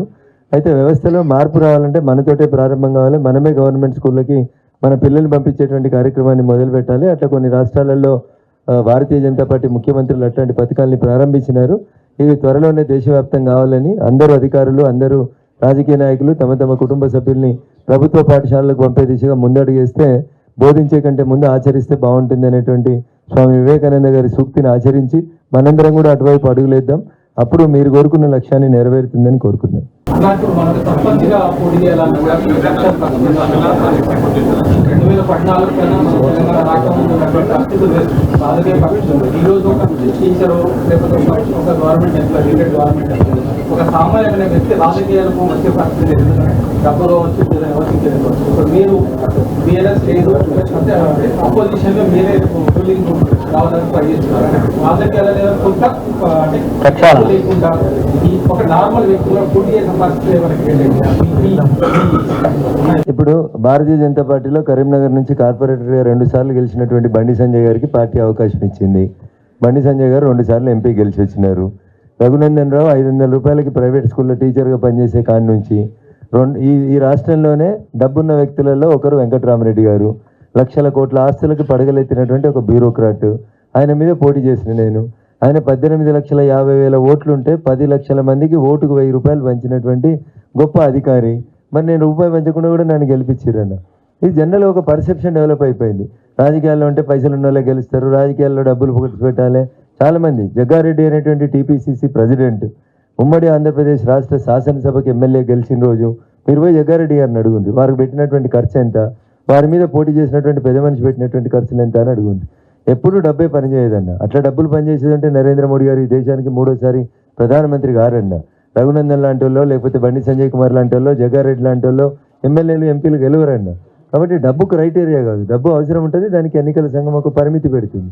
కొంతమంది ఇల్లీగల్గా సంపాదించుకున్న వాళ్ళు ఇల్లీగల్గా ఖర్చు పెడుతున్నారు. దానికి కూడా ఎన్నికల సంఘం రకరకాలైనటువంటి చర్యలు తీసుకుంటున్నాయి. నీకు సేవ చేయాలనే ఆలోచన ఉంటేనా, నువ్వు జనానికి అందుబాటులో ఉంటే అనేక మంది పేదలు ఒడిశాలో మీరు చూసారు, సారంగి అని ఒకతను కేంద్ర మంత్రి అయినారు, if I'm not wrong. Sarangi గారు సైకిల్ మీద తిరిగి ఎంపీగా గెలిచి వచ్చినాడు అన్న. కాబట్టి అన్నిటికీ అన్న సమాజంలో మంచి చెడు అన్ని చోట్ల ఉంటుంది. కాబట్టి డబ్బు ఉంటేనే గెలుస్తామనే పర్సెప్షన్ నుంచి బయటికి రండి. డబ్బు ఉంటే గెలుస్తారంటే రఘునందన్ మెదక్ ఎంపీగా జీవితంలో గెలవాడు. డబ్బు లేకున్నా గెలుస్తాడు కాబట్టి రఘునందన్ గెలుస్తాడు, సంజయ్ గెలుస్తాడు, లేకపోతే ఇంకొక కార్యకర్తకి మేము బీఫామ్ ఇచ్చినప్పుడు గెలుచుకుంటూ వస్తూ ఉన్నాం. మా దగ్గర నరసాపురం ఎంపీ గెలిచినారు కానీ, మొన్న తెలుగుదేశం పార్టీ నుంచి విజయనగరం ఎంపీ గెలిచిన వాళ్ళు కానీ చాలామంది పేదోళ్ళు ఎంపీలుగా పోతున్నారు అన్న, పెద్ద పెద్ద సభలకు పోతూ ఉన్నారు. కాబట్టి డబ్బు ఉంటేనే గెలుస్తామనేటువంటి మైండ్ సెట్ నుంచి బయటకు వచ్చి కార్యకర్తలకి, ప్రజలకి అందుబాటులో ఉండి, ఏడ కష్టం ఉంటాడు నేను ఉంటాను మీరు నిలబడితే తప్పకుండా మీరే నాయకులు అవుతారు. ఆ పర్సెప్షన్ నుంచి బయటికి రావాలని మీకు అందరికీ అప్పీల్ చేస్తా ఉన్నాం. భారతీయ జనతా పార్టీ నాయకుడిగా ఖచ్చితంగా అటువైపు ప్రజల్ని మోటివేట్ చేసేందుకు నేను నా వంతు కృషి చేస్తాను. భవిష్యత్తులో ఈ వేదిక మీద ఉన్న కొంతమంది డబ్బులు లేకుండా కూడా ఎమ్మెల్యేలుగా, ఎంపీలుగా గెలుస్తారన్న. You be confident for it.